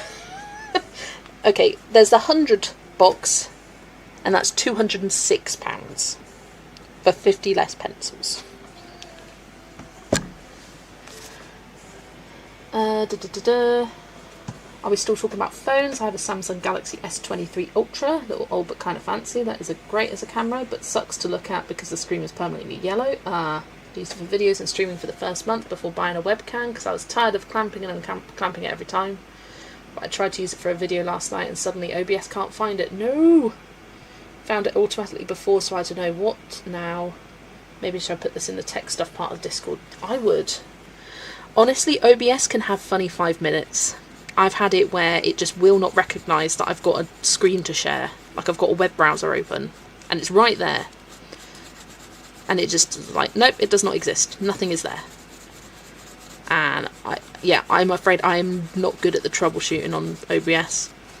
I found sometimes, because I plug and unplug my camera, if I've unplugged it when I've turned my laptop off, open OBS again, and I haven't plugged it in straight away, then I'll have to deactivate and activate the camera.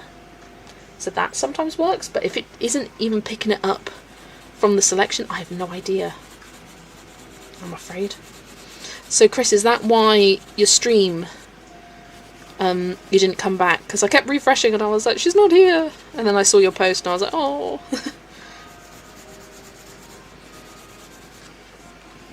When you Google them, this site Wafu comes up. I'm not sure if it's sketchy or not. They are okay price. I bet the shipping is insane. Yeah. I think Jackson's Art. Have a look on there. I feel like I found them there. I don't know if... I think you have that in the US, don't you? Jackson's Art. But that was the most reasonable place I found them for the UK. Looked at eBay in USA and they're still expensive there too. Yes. Holbein is sold officially through Blick. They're not as bad as Blick. I've been streaming with my phone and I don't know if I should buy a webcam. I do recommend it, but I don't know if I'd recommend it for you unless... I'm not saying it because of you personally, Adrian. I'm saying because you don't have a local Amazon that is easy to buy things and return things if things don't work out. Because I did find that the quality of, like, I lag a lot less, whereas before I used to do the jittery thing quite often with my webcam, because not my webcam, using my phone as a webcam, and then using this, I don't have nearly as much lagging issues or buffering. Still a bit, but not as much in terms of like what I see on my screen versus what's happening in real life. Can anyone send a picture of your setup with the webcam, pretty please? I just have it screwed into my tripod, and then it has a wire that plugs into my laptop. But I do have a picture, because I sent one to Chris. It was on Discord though, so I need to save it. I will send you down before I forget. Chris,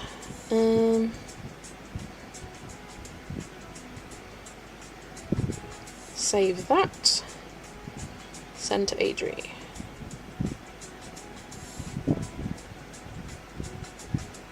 There you go. Don't mind the messy desk. But that's my setup, and I unscrew the webcam and I screw in this, which my dad 3D printed for me, so you can't find this, but that was instead of the clamp that I had, because this really annoyed me. So this is what comes with the camera, with the tripod, but it's so stiff and I couldn't see, because I'd have it clamped to my phone like this, and I couldn't, it barely fits for one, and then I kept hurting myself, and I couldn't see the screen because of where the clamp needed to be to have good balance. It was in the middle, which is where the volume button is, so I kept pressing the buttons and it was just annoying me. So I commissioned my dad to 3D print me this, which my phone just boom slots into, easy peasy, and I can see the full viewfinder there. Blip was the next one I saw. It might have been fantastic, new fibre internet, or it might have been OBS taking up too many resources. I have no idea. I don't get that stuff, Chris. I'm okay if things work. If things don't work, I'm like, what do I do now?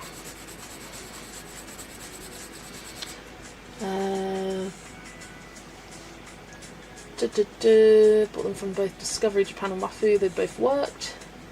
Even with shipping, it's cheaper than Blick. I want a dad like yours. It's very handy. It's printed me all sorts. It's printed me pencil holder. Very useful. It's got like different levels, and look, bee themed. He printed me a little sign. Honestly, he's the cutest. He's made all sorts of little things. He'll be like, look, I made you this. And I'm like, thank you. He printed me these. Haven't shown these off for a while. My colouring bumblebee pencil extenders. Yeah, laptop is just there. It's a hand's width away. Grampleby, he doesn't like that name. He doesn't. I told him the other day, I was like, you're Grampleby, and he just went,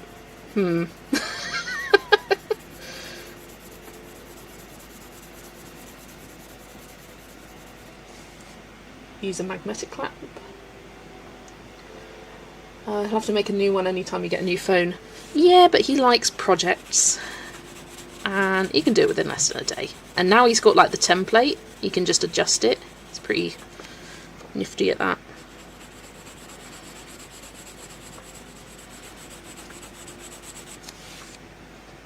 I think he should sell the extenders. He's thought of doing that, but he can't be bothered. I was like, oh, you should set up a shop and sell things. He goes, yeah, but I don't want any money for it. I just want people. And like, whenever someone says, can you make me this? And they're like, how much do you want for it? He says, buy me the filament you want to use, which is about £10 to £15 for a reel. And I'll make you whatever you want with that. He's not about the cost. He's a very giving man. For my sister's wedding last year, he was 3D printing for months. He bloody loved it. He 3D printed like napkin rings with names of everyone to go on the table, so it had a name that kind of hooked into your wine glass. He 3D printed keychains with people's names printed on it. he did so much. He did like napkin holders. We had a sweets table, like a snack table, and he 3D printed a bunch of scoops and tongs. He made a little stand for crisps. He likes doing things like that. Daddleby. That's what I said. Daddleby. Are the new polychromos available for sale in America yet? I haven't heard that they are. But if you're in the UK, I did see that they're available on Cult Pens for £45, so a lot less than the 65 on Amazon UK, which I think is not 65, 56.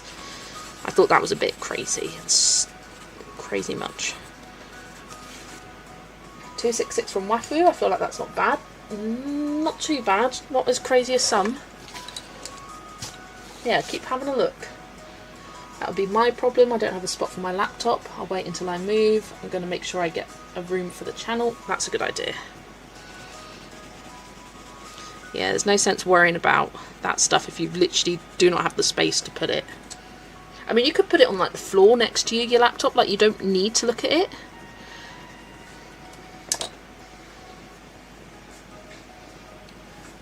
New polychromos, yes. There's going to be 20 new polychromos released in August for those of us in the UK/Europe, and I believe it's due to be around September for the US.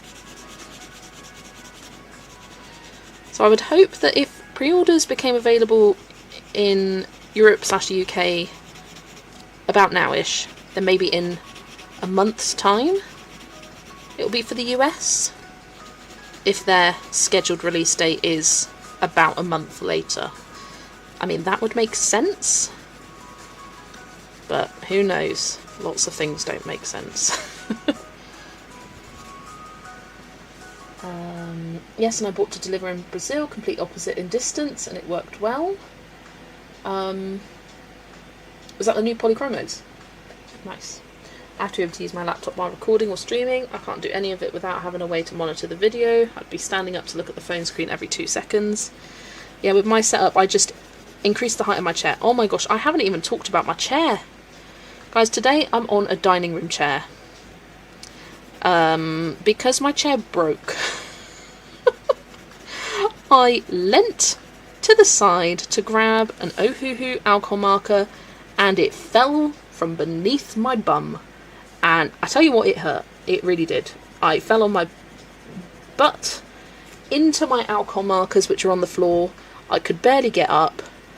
And I went downstairs and Mum was like, "Are you okay?" And I was like, "No, I fell." She was like, "Well, you didn't ask for help, so I assumed you were alright." Because I do little yelps and screams all the time. So it's kind of pretty normal. But if I yelped and screamed help, then they would come. But I managed to get myself up. So you know how a wheelie office chair has the different feet that stick out? The foot with the wheel just completely snapped off. And yeah, so I spent most of that night searching for a new chair. I have one ordered. It's due to arrive between the 11th and 13th. I'm hoping it arrives tomorrow, because this chair isn't bad, but I can't adjust the height. I can't swivel. And I didn't know how much I swiveled until I can't swivel. It's nowhere near as comfortable. But at least I have a chair and I can still colour. And this chair was pretty new. I got it for Christmas. So my dad's been contacting customer support because he got it for me. And they've offered to send a replacement foot. And I was like, reply back saying no, I just want a refund, please. Because I've already ordered this new chair. I don't want to wait around for that. And when I was ordering a new chair, I made sure that it had a metal base. Honestly, it would have been funny if you were watching me. It was such a disaster. I was on the floor, like, trying to move. I couldn't move. I just couldn't. And I was like leaning, and I was led on the alcohol marker case, and I had all these circles on my hand from leaning on the alcohol markers, trying to stand up. I was a right old state. because it literally just collapsed beneath me. I leant this way and it just went, and so did I. And I just feel like if you had a picture or had a camera on me in that moment, it would have objectively been hilarious. But yeah, my dad replied back saying, no, can I just have a refund please? I'm not interested in a replacement. I did fall and it did hurt. And I was like, thank you, because it did.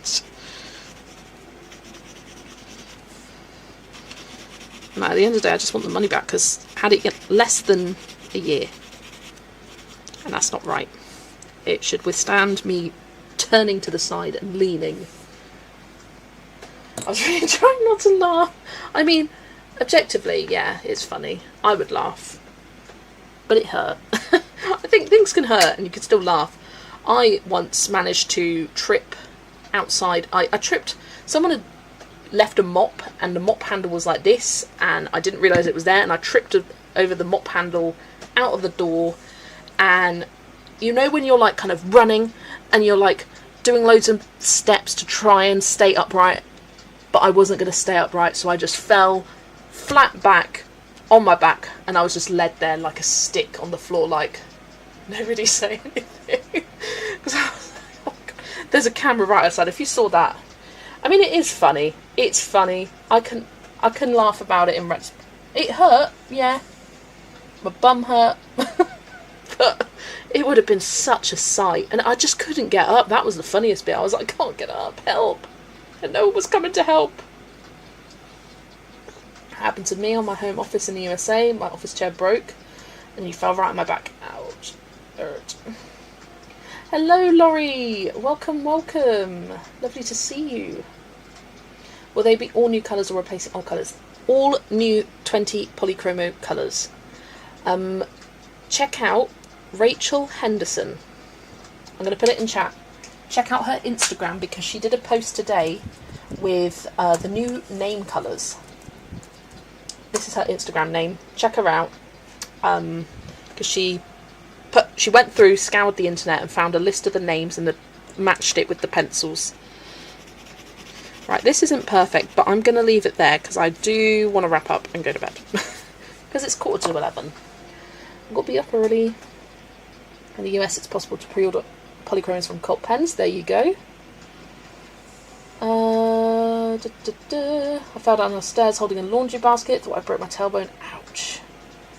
Not that she fell, it just reminded me when I fell. Yeah. You can laugh in misery, that's the thing. It's very common and very painful, definitely, yeah. I'm quite a clumsy person, so I trip a lot. But I stand back up and I'm fine. I mean, I feel fine today. It was just, you know, when it like first happens, you just have that like achy pain. That was it. Right, I'm pretty pleased with the progress I made today, especially considering how chatty of a stream this has been. Very productive. It was really fun doing the Q&A.